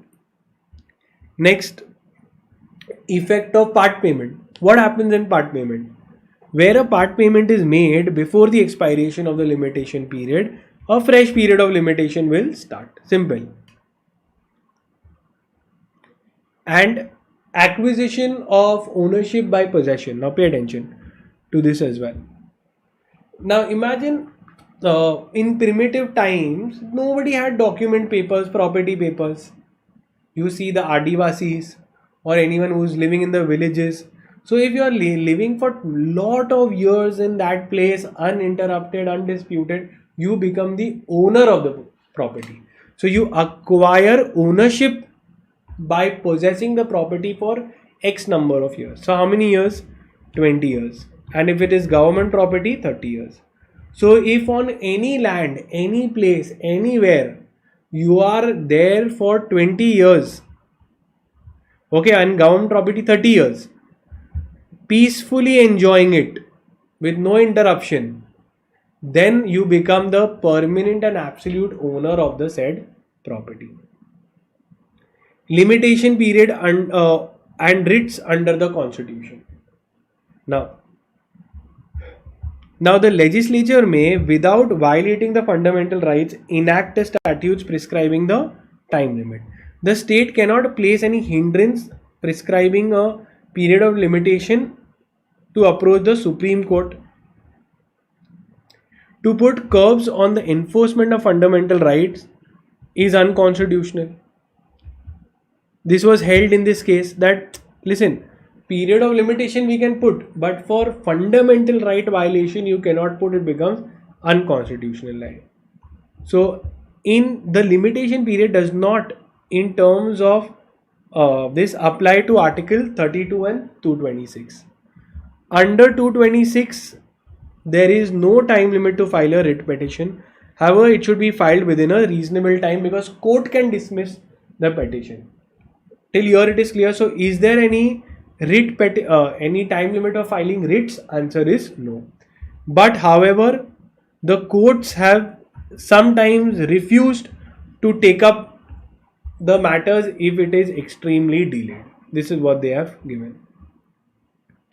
Now in the schedule, you see for different type of matters, different this has been given limitation periods. You don't have to learn any of this, just you can go through it once. Okay, so for contracts they give you 3 years. You can just look at some of this. I'll give you the important one. So mostly it is 3 years only. For property and immovable property they have 12 years, 10 years and 30 years. Rest by default it is everything. For check bounce they have 1 year. Malicious prosecution, torts they have 1 year. So remember, for torts it is 1 year. For defamation suits it is 1 year again.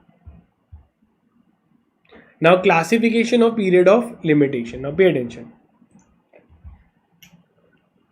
Now period of 30 years. The maximum period of limitation is 30 years. And it is provided for mortgages, mortgagees, basically immovable property. Period of 12 years is for immovability trust, endowment. So for property you have 10 and 12 and 30 years, 12 and 30 years. For all the others, very simple. So period of 3 years is for contracts, accounts, declaratory suits, etc. relating to movable properties, 3 years.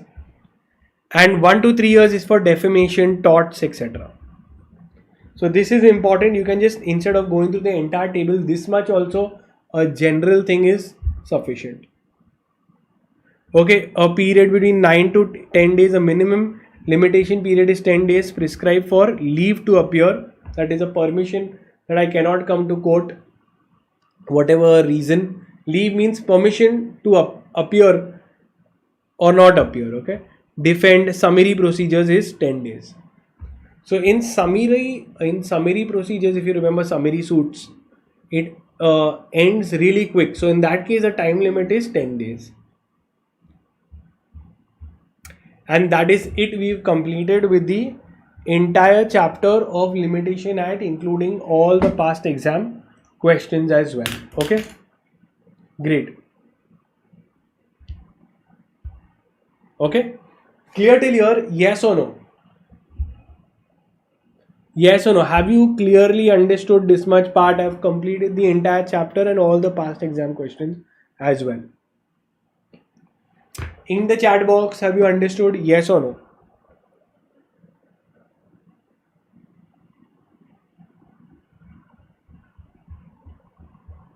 Yes or no? Just waiting. Okay. Shanti, great. Okay, all of you all great. So now if you see in hardly few hours, you're getting so much confidence. 8 marker chapter is done, 15 mark chapter is done. So you don't have to worry at all. Okay, Tarini, great. Janani, great. Vaishnavi, great. Prabhat, great. Okay, so all this is there. Great. Lifestyle, great. Shubh, great. Okay, now pay attention. Now in the dream batch, I hope all of you all have subscribed to the dream batch, because at least this, I don't want to take too much of your time during exam time. So I just come in for short hours, finish a few chapters and done. The rest, if you want, you can study from the dream batch. The link of the courses I've given in this you can study. And also I have planned those marathons also for those 3-4 days also, which is there. I will cover the balance part of the chapters as well. Now, like the schedule which is there, yeah. Okay, so today I will do this much, but I have a few points that if you want to still finish, I think you can do 2-3 more chapters simply by just going to the dream batch right now and studying 2 chapters more before you go to sleep, so you're sorted. Okay, next, yes, for the test series also I'm working on it. An announcement will come in a couple of days. Second, my marathons next for GIGL will be closer to exams, and I will cover, as you saw, how much confidence you're getting. For your exam dates also, I will be there and you have to join me that time, where again I will cover everything, all the other balance chapters also. Now for tomorrow, okay, now 4th May, that is tomorrow again, what all I will be doing, pay attention. 11:30 AM you all have to be here. I will be doing the full company law, all the sections, and I will make you all a master and a champ in the section. Because I read your comments and you all said that you all wanted a complete company law section learning and all of that. So that I am planned it tomorrow. So do attend that company law. You will get extremely confident. So this I am taking it tomorrow. And one more thing, I request all of you all have sat for all this while, just once you all share it and give a word of mouth, in a Telegram and WhatsApp group, your student groups, about our lectures also. I don't want even one student to be left out, okay, in this. Okay, so tomorrow I will see you at 11:30. I will be taking the full company law sections, and I assure you, guarantee you that you will remember the section. Just sit in live with me. I will also rotate the entire the sections list also nicely, which I have made. I will give you. Okay, yes, I have so this is what. And just one thing is, share this video, or just give a shout out for us in your WhatsApp and Telegram group. That's all. It won't take much time of you all, okay, but it will help someone to clear the exams. Test series, I am working on it. I will give, and I will keep it free of cost for all of you all to write. I will correct the papers and also give it back to you. Clear? Yes, Mariam, yes, I am very, very happy. I am always been able to help you all, and you all also have shown so much love and affection. Okay, so that is it. Please do part C of company law as well. Please ensure 10 marks. See, Akshay, in the dream batch, I have given the 10 marks. You can finish it today only. Everything has nicely been covered. So don't worry about that. That part C is also done. Clear? So that is it from my end. I will make a move and you have to continue your study. So I came, taught a few important chapters, multiple chapters, done. Okay? Yeah. Priyansi, the notes actually are, for it gets unlocked with for the paid students. Like for example, the actual course which is there, it gets unlocked along with the notes. So that is there. So thank you so much, guys. For company law sections list, I will be sharing with all of you. Also, be there in the WhatsApp and Telegram group. That is very important to have it before you start tomorrow's lecture. Take care, guys. Take care. Mrs. Kitchen Stories, nice. Akshaya, nice. Take care, guys. Goodbye and study hard.